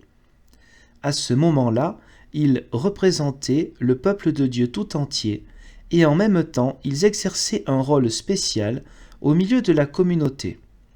Après la résurrection, ils sont parmi les guides de la communauté. On peut donc dire que les apôtres préfigurent à la fois l'Église entière et les personnes chargées d'une autorité et d'une responsabilité spécifique dans l'Église. Le rôle des apôtres, comme témoins de la résurrection du Christ, est unique et ne peut pas être réitéré. Il y a donc une différence entre les apôtres et les ministres ordonnés, dont les ministères sont fondés sur ceux des apôtres. Le Christ qui a choisi et envoyé les apôtres continue, par le Saint-Esprit, à choisir et appeler des personnes en vue du ministère ordonné. Comme héros et ambassadeurs, les ministres ordonnés représentent Jésus-Christ pour la communauté et proclament son message de réconciliation. Comme guides et enseignants, ils appellent la communauté à se soumettre à l'autorité de Jésus-Christ, le Maître et le Prophète, en qui la loi et les prophètes sont accomplis. Comme pasteurs, sous l'autorité de Jésus-Christ le grand pasteur, ils rassemblent et conduisent le peuple de Dieu dispersé, dans l'attente du royaume qui vient. Commentaire. La réalité fondamentale d'un ministère ordonné existait dès le début, paragraphe 8 de tout à l'heure. Les formes actuelles de l'ordination et du ministère ordonné, cependant, ont évolué au cours d'un développement historique compliqué. Ça viendra au paragraphe 19 un peu plus tard. Les églises doivent donc éviter d'attribuer leur forme particulière du ministère ordonné directement à la volonté et à l'institution de Jésus-Christ lui-même. Tous les membres de la communauté croyante, ordonnés et laïques, sont étroitement liés. D'une part, la communauté a besoin de ministres ordonnés. Leur présence rappelle à la communauté l'initiative divine et la dépendance de l'Église par rapport à Jésus-Christ, qui est la source de sa mission et le fondement de son unité. Ils sont au service de l'édification de la communauté en Christ et du renforcement de son témoignage. En eux, l'Église cherche à donner un exemple de sainteté et de compassion. D'autre part, le ministère ordonné ne peut exister sans la communauté. Les ministres ordonnés ne peuvent accomplir leur vocation que dans et pour la communauté. Ils ne peuvent se passer de la reconnaissance, du soutien et de l'encouragement de la communauté. La fonction spécifique du ministère ordonné est de rassembler et construire le corps du Christ par la proclamation et l'enseignement de la parole de Dieu, par la célébration des sacrements et par la direction de la vie de la communauté dans sa liturgie, sa mission et sa diaconie. Commentaire. Ces fonctions ne sont pas exercées par le ministre ordonné d'une manière exclusive. Puisque le ministère ordonné et la communauté sont étroitement liés, tous les membres participent à l'exercice de ces fonctions. En fait, tout charisme sert à rassembler et construire le corps du Christ. Tout membre du corps peut participer à la proclamation et à l'enseignement de la parole de Dieu, peut contribuer à la vie sacramentelle du corps. Le ministère ordonné accomplit ses fonctions d'une manière représentative, constituant le foyer d'unité, de la vie et du témoignage de la communauté. C'est tout spécialement dans la célébration eucharistique que le ministère ordonné est le foyer visible de la communion profonde qui unit le Christ et les membres de son corps, et qui embrasse toute la réalité. Dans la célébration de l'Eucharistie, le Christ rassemble, enseigne et nourrit l'Église. C'est le Christ qui invite au repas et le préside. Dans la plupart des églises, cette présidence du Christ a pour signe celle d'un ministre ordonné qui la représente. Commentaire. Le Nouveau Testament dit peu de choses sur l'ordonnance de l'Eucharistie. Il n'y a pas d'indication explicite sur la présidence de l'Eucharistie. Très tôt, il est évident qu'un ministre ordonné a la fonction de présider la célébration. S'il est vrai que le ministère ordonné constitue un foyer d'unité de la vie et du témoignage de l'Église, il est naturel de donner à un ministre ordonné cette tâche de présidence eucharistique. Elle est intimement liée à la responsabilité de conduire la communauté, c'est-à-dire de veiller sur sa vie, épiscopée, et de fortifier sa vigilance par rapport à la vérité du message apostolique et en relation avec la venue du royaume. Ministère ordonné et autorité. L'autorité du ministre ordonné est enracinée en Jésus-Christ, qu'il a reçu du Père, Matthieu 28, 18, et qui la confère dans l'Esprit Saint à travers l'acte d'ordination. Cet acte prend place dans une communauté qui accorde une reconnaissance publique à une personne. Parce que Jésus est venu comme celui qui sert, Marc 10, 45, Luc 22, 27, être mis à part pour le ministère ordonné signifie être consacré pour le service. Puisque l'ordination est essentiellement une mise à part avec prière pour le don de l'Esprit Saint, l'autorité du ministère ordonné ne peut pas être comprise comme la propriété de la personne ordonnée, mais comme un don pour l'édification continue du corps dans et pour lequel le ministre a été ordonné. L'autorité a le caractère d'une responsabilité devant Dieu et est exercée avec la participation de toute la communauté.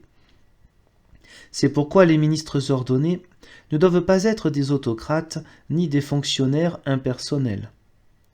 Bien qu'ils soient appelés à exercer une fonction de direction dans la sagesse et l'amour, sur la base de la parole de Dieu, ils sont liés aux fidèles dans l'interdépendance et la réciprocité.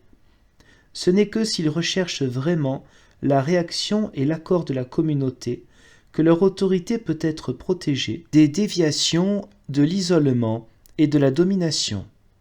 Ils manifestent et exercent l'autorité du Christ de la manière selon laquelle le Christ lui-même a révélé l'autorité de Dieu au monde, en engageant leur vie pour la communauté. L'autorité du Christ est unique.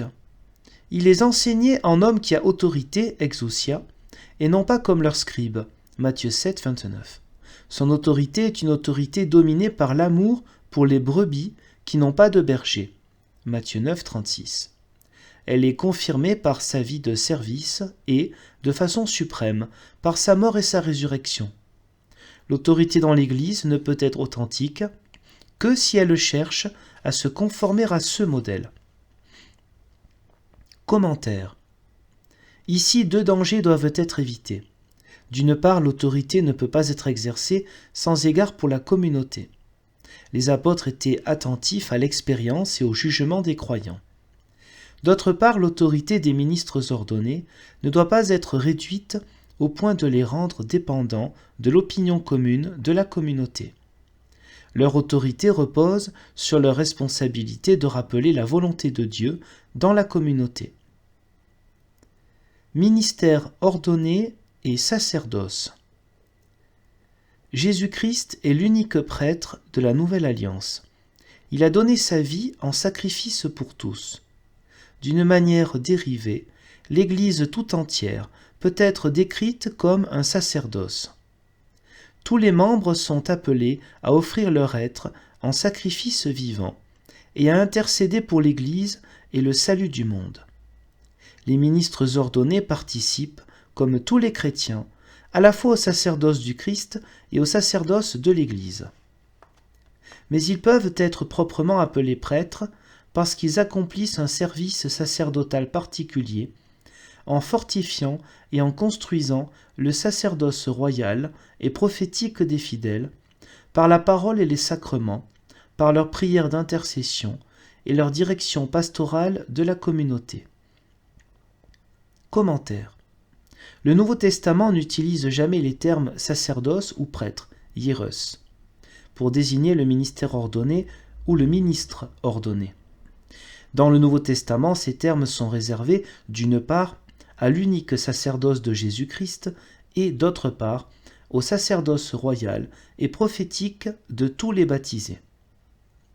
Le sacerdoce du Christ et le sacerdoce des baptisés, à leur manière propre, sont une fonction de sacrifice et d'intercession. Comme le Christ s'est offert lui-même, les chrétiens offrent leur être en sacrifice vivant. Comme le Christ intercède devant le Père, les chrétiens intercèdent pour l'Église et le salut du monde. Cependant, les différences entre ces deux sortes de sacerdoce ne peuvent pas être sous-estimées. Alors que le Christ s'est offert lui-même en un sacrifice unique, une fois pour toutes, pour le salut du monde, les croyants ont à recevoir comme un don de Dieu ce que le Christ a fait pour eux. Dans l'Église ancienne, on commença à utiliser les termes sacerdoce et prêtre pour désigner le ministère ordonné et le ministre présidant l'Eucharistie.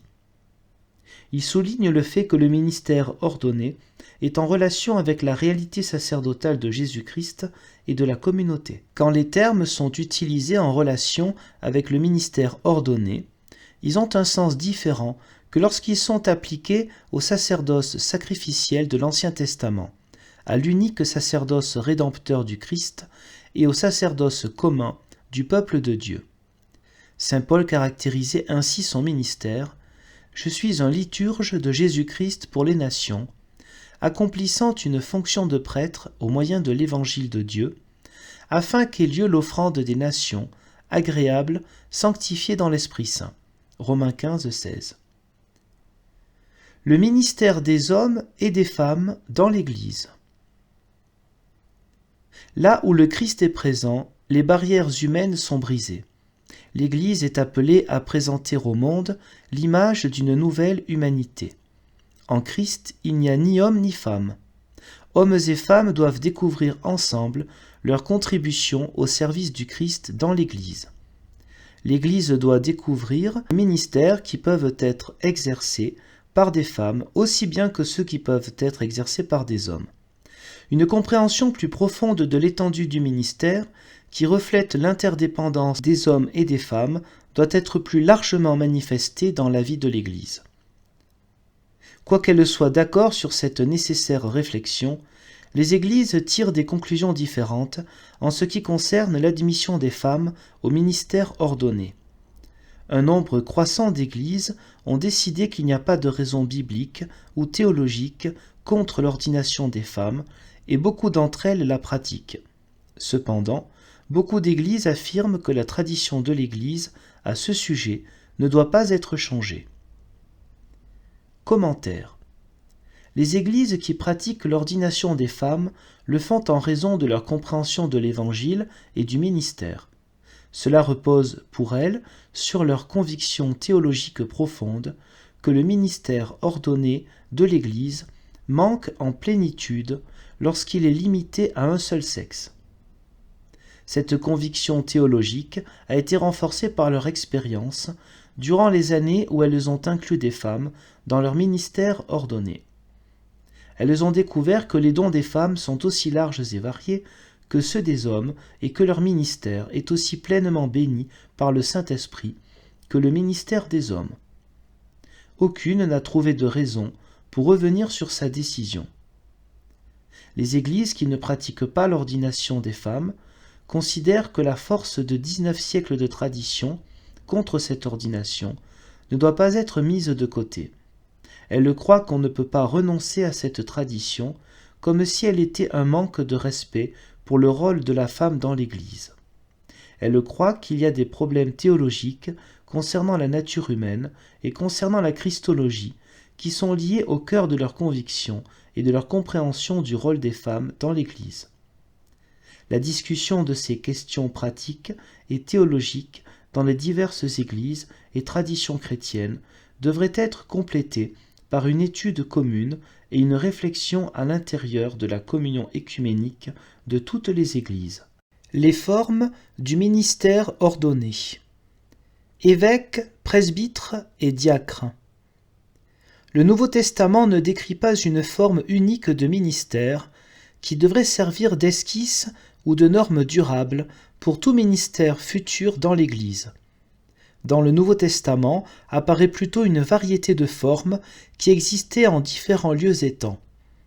Alors que le Saint-Esprit continuait à conduire l'Église dans sa vie, son culte et sa mission, certains éléments de cette variété primitive furent développés, puis fixés dans une forme de ministère plus universelle.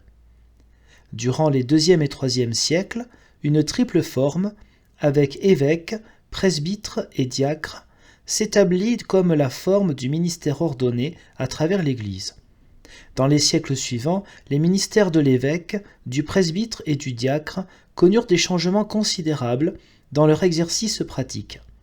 À certains moments de crise dans l'histoire de l'Église, les fonctions durables du ministère furent distribuées en certains lieux et communautés, selon d'autres structures que la triple forme prédominante.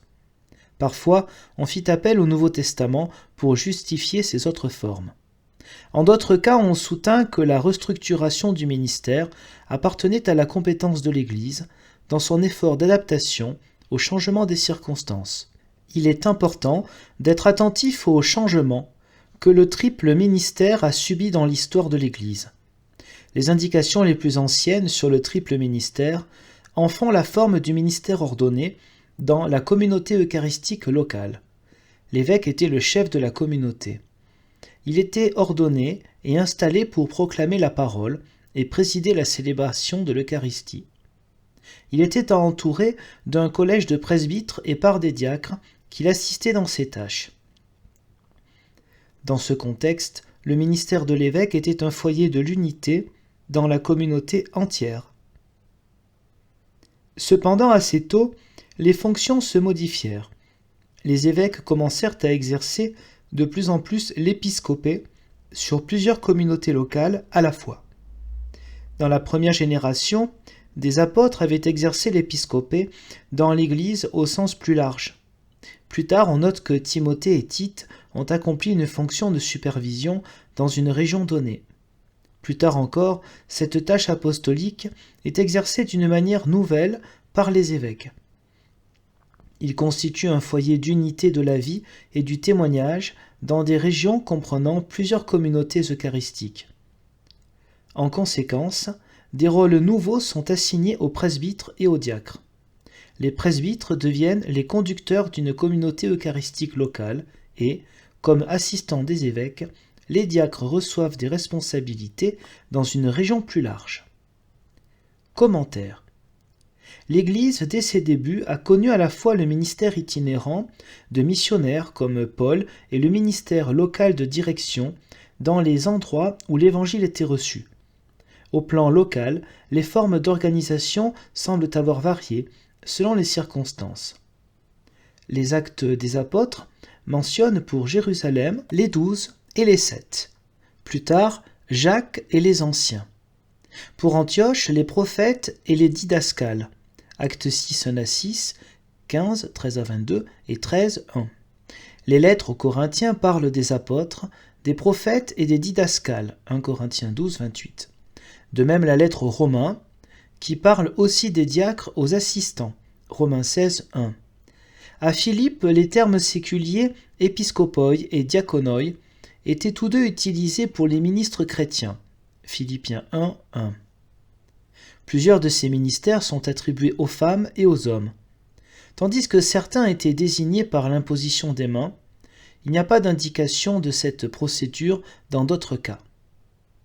Quel qu'en fût le nom, ces ministères avaient pour but de proclamer la parole de Dieu, de transmettre et sauvegarder le contenu originel de l'Évangile, de nourrir et fortifier la foi, la discipline et le service des communautés chrétiennes, de protéger et stimuler l'unité en elles et entre elles. Ces tâches du ministère ont été constantes à travers les développements et les crises de l'histoire chrétienne. Bien qu'il n'y ait pas qu'une seule forme du ministère, selon le Nouveau Testament, bien que l'Esprit ait souvent conduit l'Église à adapter ses ministères aux besoins d'un contexte historique, et bien que d'autres formes du ministère ordonné aient été bénies par les dons du Saint-Esprit, cependant le triple ministère de l'évêque, du presbytre et du diacre peut servir aujourd'hui d'expression à l'unité que nous cherchons et aussi de moyen pour y parvenir. Historiquement, il est vrai que le triple ministère devint la forme généralement acceptée dans l'Église des premiers siècles et qu'il est encore conservé aujourd'hui par beaucoup d'Églises. Pour l'accomplissement de leur mission et de leur service, les Églises ont besoin de personnes qui, de diverses manières, expriment et remplissent les tâches du ministère ordonné dans sa forme et sa fonction diaconale, presbytérale et épiscopale. L'Église comme corps du Christ et peuple eschatologique de Dieu est constituée par le Saint-Esprit à travers une diversité de dons et de ministères. Parmi ces dons, un ministère de l'épiscopé est nécessaire pour exprimer et sauvegarder l'unité du corps. Chaque Église a besoin de ce ministère d'unité, dans une certaine forme, afin d'être l'Église de Dieu, l'unique corps du Christ, un signe de l'unité de tous dans le royaume. La triple forme du ministère a évidemment besoin d'une réforme. Dans certaines églises, la dimension collégiale de la présidence à l'intérieur de la communauté eucharistique a souffert d'un amoindrissement. Dans d'autres, la fonction des diacres a été réduite à un rôle d'assistant dans la célébration de la liturgie. Ils ont cessé de remplir une quelconque fonction concernant le témoignage diaconal de l'Église. En général, la relation entre le presbytérat et le ministère épiscopal a été discutée au cours des siècles et le degré de participation du presbytre au ministère épiscopal est encore pour beaucoup une question non résolue et d'une importance œcuménique de grande portée. Dans certains cas, des églises qui n'ont pas conservé explicitement la triple forme du ministère ont en fait maintenu certaines de ses intentions originelles. La triple forme traditionnelle du ministère soulève ainsi des questions pour toutes les églises. Les églises qui maintiennent cette triple forme devront se demander comment ces potentialités peuvent être pleinement développées en vue du témoignage le plus efficace de l'Église dans le monde. Les églises qui n'ont pas la triple forme du ministère devraient aussi participer à cette tâche. Puis, elles devront se demander s'il n'y a pas un appel puissant pour elles à accepter la triple forme du ministère ainsi développée.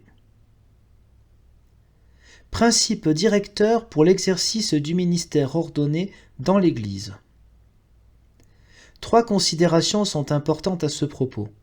Le ministère ordonné devrait être exercé selon un mode personnel, collégial et communautaire. Le ministère ordonné doit être exercé selon un mode personnel. Une personne ordonnée pour proclamer l'Évangile et appeler la communauté à servir le Seigneur dans l'unité de la vie et du témoignage, manifeste le plus effectivement la présence du Christ au milieu de son peuple. Le ministère ordonné doit être exercé selon un mode collégial, c'est-à-dire qu'il faut qu'un collège de ministres ordonnés partage la tâche de représenter les préoccupations de la communauté. Finalement, la relation étroite entre le ministère ordonné et la communauté doit trouver son expression dans une dimension communautaire, c'est-à-dire que l'exercice du ministère ordonné doit être enraciné dans la vie de la communauté et qu'il requiert sa participation effective dans la recherche de la volonté de Dieu et de la conduite de l'Esprit. Commentaire. Il est nécessaire de tenir les trois aspects ensemble. Dans diverses églises, l'un a été exagérément développé au détriment des autres. Dans certaines églises, la dimension personnelle du ministère ordonné tend à diminuer les dimensions collégiales et communautaires. Dans d'autres églises, les dimensions collégiales et communautaires prennent une place si importante que le ministre ordonné perd sa dimension personnelle. Chaque église doit se demander en quoi l'exercice du ministère ordonné en son sein a souffert au cours de l'histoire. La reconnaissance de ces trois dimensions est sous-jacente à une recommandation faite par la première conférence mondiale de foi et constitution à Lausanne en 1927. Rapport de la commission 5, Acte Paris, 1928, page 531. Dans la constitution de l'Église primitive, on retrouve et la charge épiscopale, et les conseils d'anciens, et la communauté des fidèles. Chacun de ces trois systèmes d'organisation ecclésiastique, épiscopalisme, presbytérianisme, congrégationalisme, a été accepté dans le passé durant des siècles et est encore pratiqué aujourd'hui par d'importantes fractions de la chrétienté. Chacun d'eux est considéré par ses tenants comme essentiel au bon ordre de l'Église. En conséquence, nous estimons que, sous certaines conditions à préciser, ils devront prendre simultanément leur place respective dans l'organisation de l'Église réunie. Fin de citation. Le ministère ordonné doit être organisé constitutionnellement ou canoniquement et exercé dans l'Église de telle manière que chacune de ces trois dimensions puisse trouver une expression adéquate. Au niveau de la communauté eucharistique locale, il faut un ministre ordonné agissant dans un collège.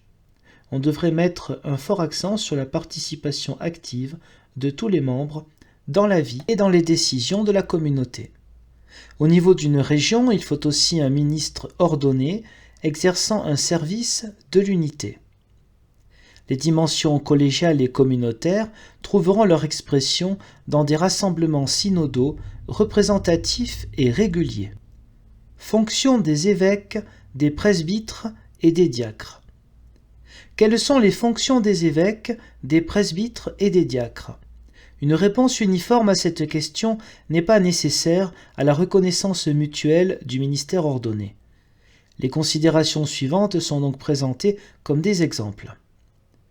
Les évêques prêchent la parole, président la célébration des sacrements, administrent la discipline de manière à être les ministres pastoraux et représentatifs de la supervision, de la continuité et de l'unité de l'Église.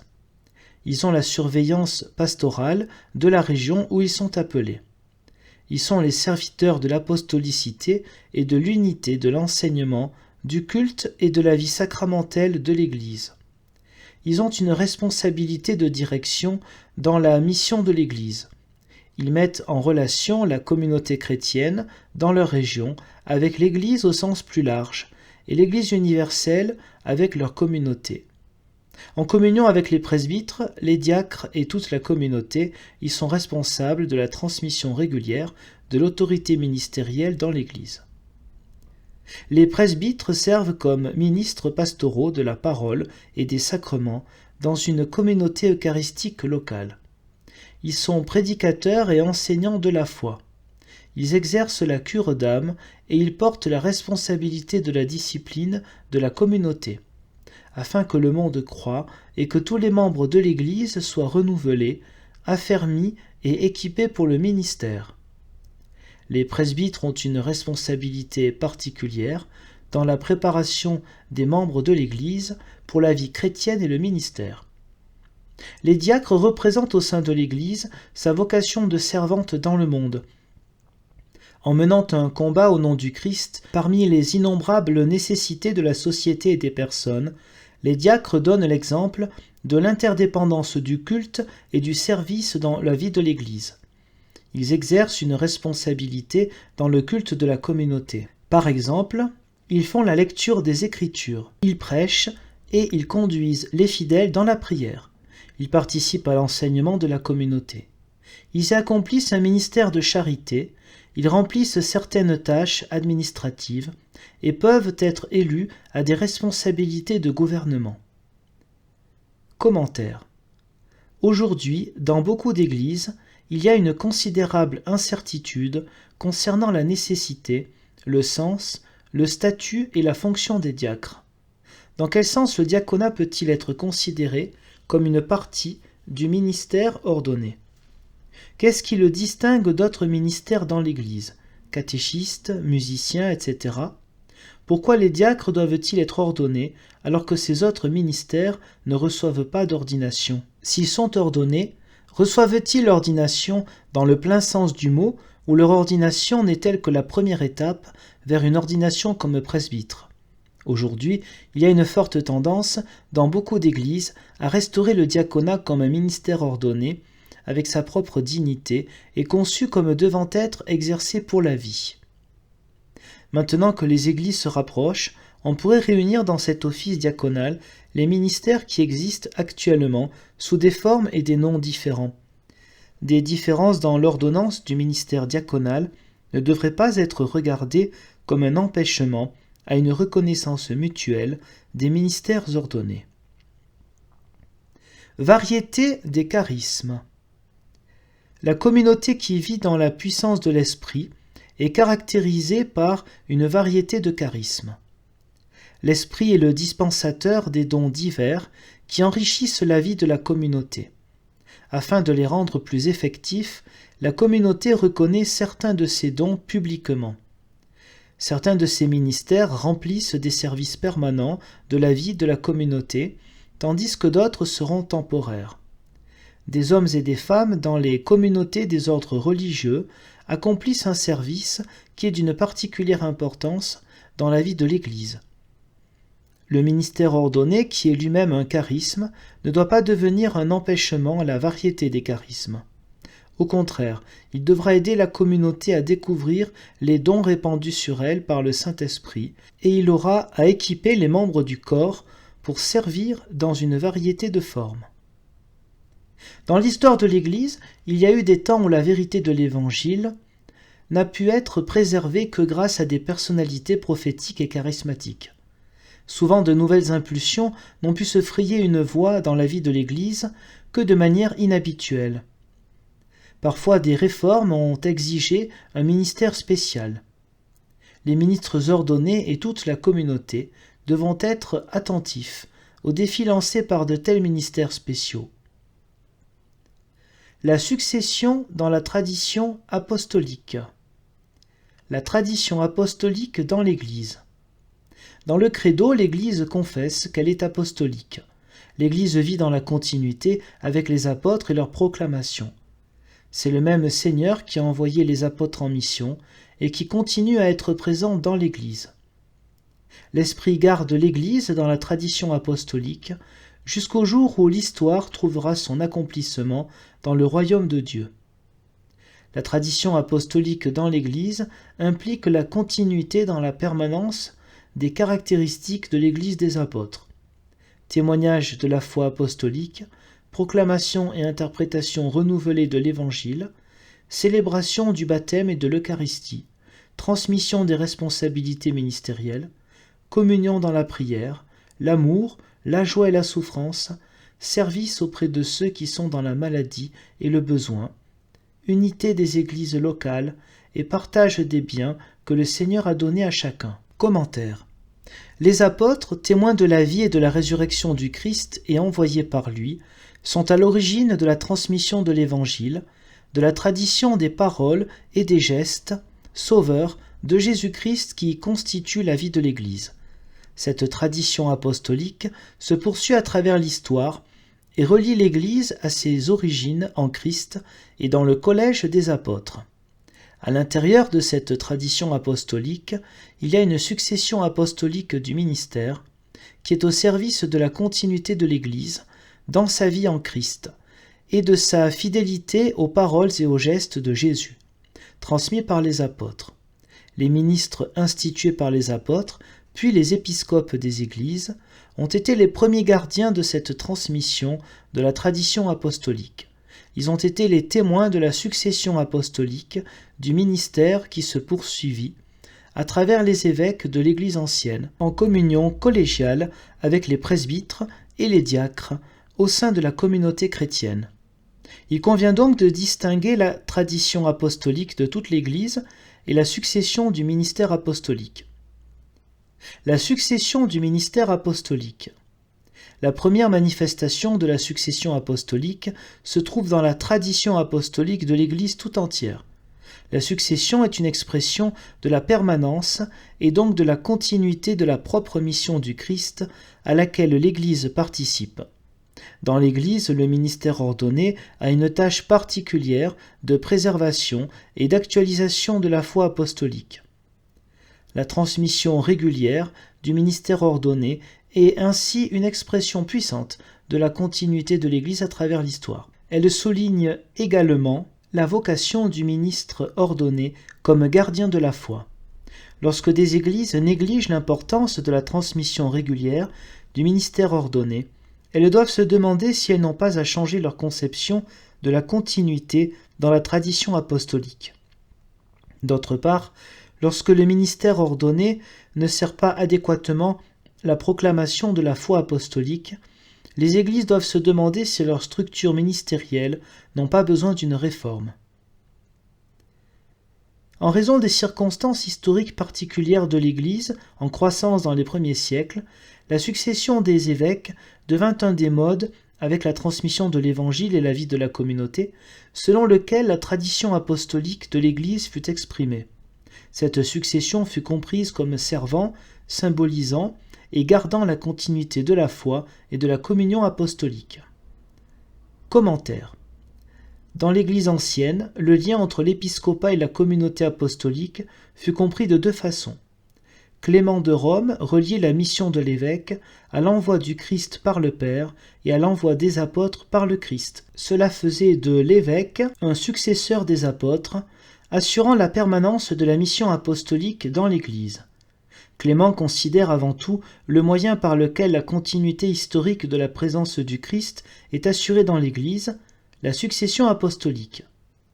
Pour Ignace d'Antioche, c'est le Christ, entouré des 12, qui est présent de façon permanente dans l'Église en la présence de l'évêque entouré des presbytres.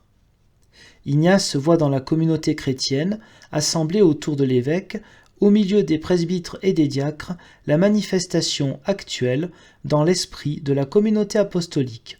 Ainsi, le signe de la succession apostolique ne met pas en évidence la continuité historique seulement, mais il manifeste aussi une réalité spirituelle actuelle. Les églises, qui ont la succession par l'épiscopat, reconnaissent de plus en plus qu'une continuité dans la foi apostolique, dans le culte et la mission a été conservée dans les églises qui n'ont pas gardé la forme de l'épiscopat historique. Cette reconnaissance est facilitée encore par le fait que la réalité et la fonction du ministère épiscopal ont été maintenues dans beaucoup de ces églises, avec ou sans le titre d'évêque. L'ordination, par exemple, est toujours accomplie par des personnes en qui l'Église reconnaît l'autorité de transmettre le mandat ministériel. Ces considérations ne diminuent pas l'importance du ministère épiscopal, au contraire, elles aident les églises qui n'ont pas gardé l'épiscopat à considérer la succession épiscopale comme un signe, bien que pas une garantie de continuité et d'unité de l'Église. Aujourd'hui, des églises, dont celles engagées dans des négociations d'union, expriment leur volonté d'accepter la succession épiscopale comme un signe d'apostolicité de toute l'Église. Cependant, elles ne peuvent accepter aucune suggestion selon laquelle le ministère exercé dans leur propre tradition serait invalide jusqu'au moment où il entrera dans une lignée de la succession épiscopale. Leur acceptation de la succession épiscopale contribuera à l'unité de toute l'Église de la manière la plus positive si elle fait partie d'un processus plus large dans lequel les églises épiscopales elles-mêmes retrouvent également leur unité perdue. L'ordination. La signification de l'ordination. L'Église ordonne certains de ses membres au ministère, au nom du Christ, par l'invocation de l'Esprit et l'imposition des mains. 1 Timothée 4, 14, 2 Timothée 1, 6. En faisant cela, elle cherche à continuer la mission des apôtres et à rester fidèle à leur enseignement. L'acte d'ordination par ceux qui ont la charge de ce ministère atteste que l'Église est liée à Jésus-Christ et au témoignage apostolique. Il rappelle que c'est le Seigneur ressuscité qui est le vrai célébrant de l'ordination et qui accorde le don du ministère. En ordonnant, l'Église veille, sous la conduite du Saint-Esprit, à la proclamation fidèle de l'Évangile et à l'humble service au nom du Christ. L'imposition des mains est le signe du don de l'Esprit, qui rend visible le fait que le ministère a été institué dans la révélation accomplie en Christ et qui rappelle à l'Église de regarder à lui comme à la source de sa mission. Cette ordination, cependant, peut impliquer différentes intentions en rapport avec les tâches spécifiques des évêques, des presbytres et des diacres, selon ce qui est mentionné dans les liturgies d'ordination. Commentaire. Il est clair que les églises ont des pratiques différentes de l'ordination et qu'il serait faux d'en privilégier une comme exclusivement valide. D'autre part, si les églises sont disposées à se reconnaître mutuellement dans le signe de la succession apostolique, comme il est décrit plus haut, il devrait s'ensuivre que la vieille tradition selon laquelle c'est l'évêque qui ordonne, avec la participation de la communauté, soit reconnue et observée également. À proprement parler, l'ordination exprime donc une action accomplie par Dieu et par la communauté, dans laquelle les personnes ordonnées sont fortifiées par l'Esprit en vue de l'accomplissement de leurs tâches, et soutenues par la reconnaissance et les prières de la communauté. Commentaire. Les termes originaux du Nouveau Testament pour désigner l'ordination sont simples et descriptifs. On note le fait d'une désignation. L'imposition des mains est indiquée. Il y a une prière en vue du don de l'Esprit. Les différentes traditions ont bâti différentes interprétations sur la base de ces données. Il est évident qu'il y a une différence entre les situations culturelles sous-entendues par le mot grec kairotonein et les mots latins ordo et ordinare. L'usage néo-testamentaire du premier terme est chargé de la signification séculière initiale de désignation, acte 14, 23, 2 Corinthiens 8, 19, qui est dérivé à son tour du sens originel d'étendre la main, soit pour désigner une personne, soit pour exprimer un vote. Certains savants voient dans la kairotonein une référence à l'acte d'imposition des mains, du fait de l'indication littérale de cette action dans des cas apparemment parallèles, tels que acte 6, 6, chapitre 8, verset 17 aussi, chapitre 13, verset 3, chapitre 19, verset 6, 1 Timothée 4, 14, 2 Timothée 1, 6. D'autre part, ordo et ordinare sont des termes dérivés de la loi romaine et transmettent l'idée du statut spécial d'un groupe distinct de la plèbe. Ainsi, par exemple, l'expression ordo clarissimus désignait le Sénat romain. Le point de départ de toute construction conceptuelle influencera profondément ce qui, dans la pensée et l'action qui en découlent, est considéré comme acquis. L'acte de l'ordination.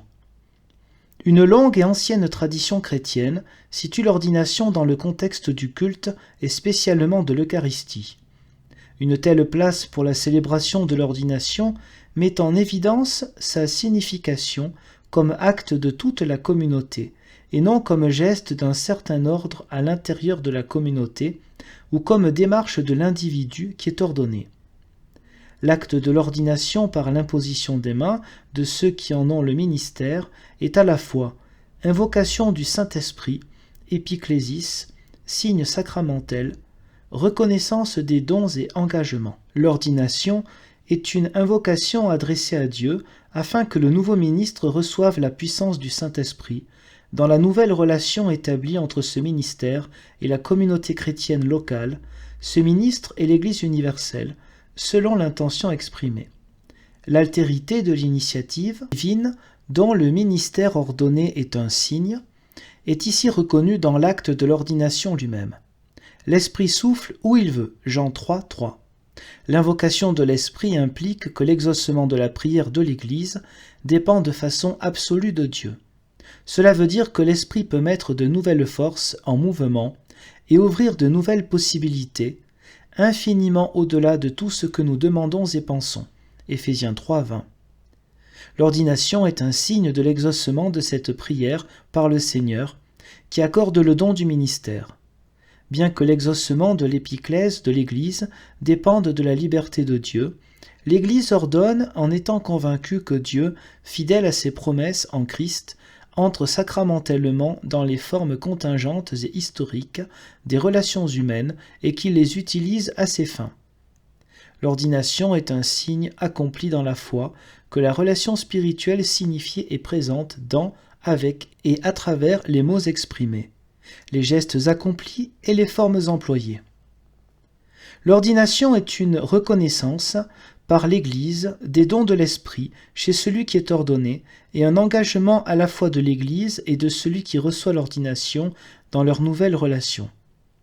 En recevant le nouveau ministre par l'acte de l'ordination, la communauté reconnaît les dons de ce ministre et s'engage à prendre la responsabilité d'une attitude d'ouverture à l'égard de ces dons. De même, ceux qui ont reçu l'ordination offrent leurs dons à l'Église et s'engagent eux-mêmes à faire face aux charges et aux responsabilités que leur présente une autorité et une responsabilité nouvelles. En même temps, ils entrent dans une relation collégiale avec les autres ministres ordonnés. Les conditions pour l'ordination. Des fidèles sont appelés au ministère ordonné selon des voies différentes.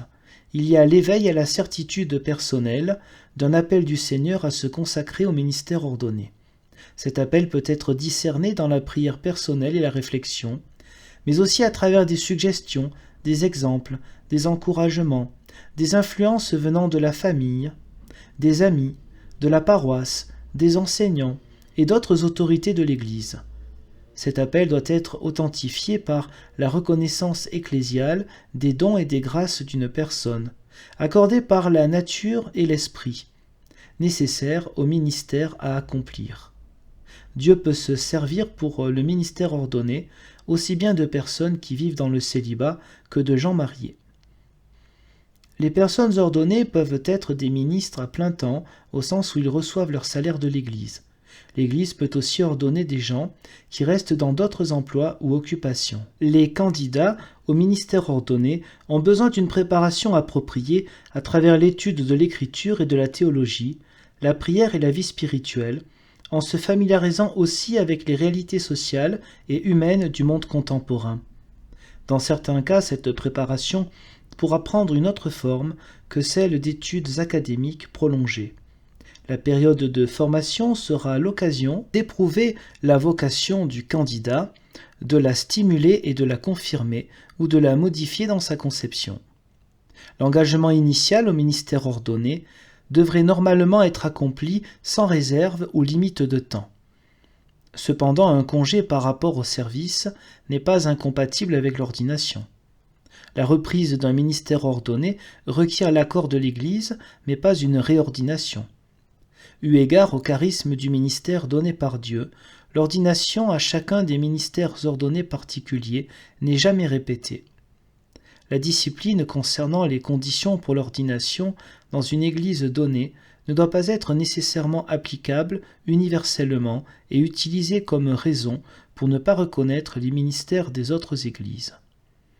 Les Églises doivent réévaluer leurs pratiques si elles refusent de considérer des candidats au ministère ordonné en raison d'un handicap ou de leur appartenance à une race ou à un groupe social particulier, par exemple. Cette réévaluation est spécialement importante aujourd'hui à cause des nombreuses expériences de formes nouvelles du ministère par lesquelles les Églises approchent le monde moderne, vers la reconnaissance mutuelle des ministères ordonnés. Afin de progresser vers la reconnaissance mutuelle des ministères, il faut accomplir des efforts concertés.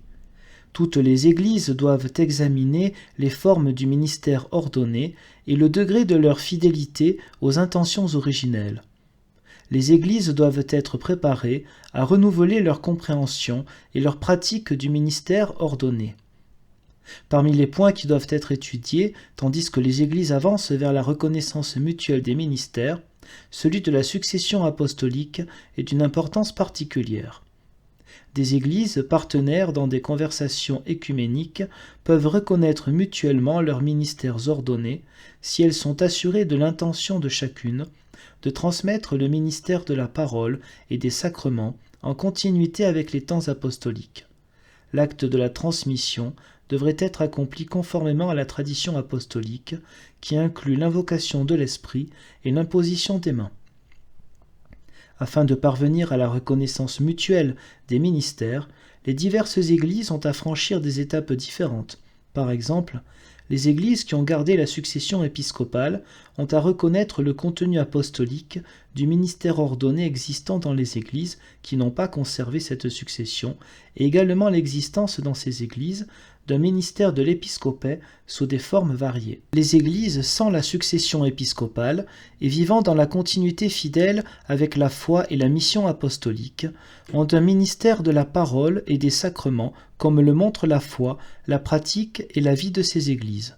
Elles ont à réaliser que la continuité avec l'Église des apôtres trouve une expression profonde dans la succession de l'imposition des mains par les évêques et que, même si elles ne sont pas privées de la continuité dans la tradition apostolique, ce signe fortifiera et approfondira cette continuité. Elles auront à redécouvrir le signe de la succession épiscopale. Certaines Églises ordonnent des hommes et des femmes, d'autres n'ordonnent que des hommes. Ces différences créent des obstacles en ce qui concerne la reconnaissance mutuelle des ministères. Mais ces obstacles ne doivent pas être regardés comme des empêchements décisifs à d'autres efforts vers la reconnaissance mutuelle. L'ouverture mutuelle comporte la possibilité que l'Esprit parle à une Église à travers les éclaircissements d'un autre. Les considérations œcuméniques, donc, devraient encourager et non pas freiner l'effort de regarder en face ce problème. La reconnaissance mutuelle des Églises et de leurs ministères implique une décision par les autorités et un acte liturgique, à partir duquel l'unité sera manifestée publiquement. Plusieurs formes de cet acte public ont été proposées: imposition des mains mutuelles, concélébration eucharistique, culte solennel sans rite particulier de reconnaissance, lecture d'un texte d'union au cours d'une célébration. Aucune forme liturgique n'est absolument requise, mais en tout cas il est nécessaire de proclamer publiquement l'accomplissement de la reconnaissance mutuelle. La célébration commune de l'Eucharistie serait certainement le lieu d'un tel acte.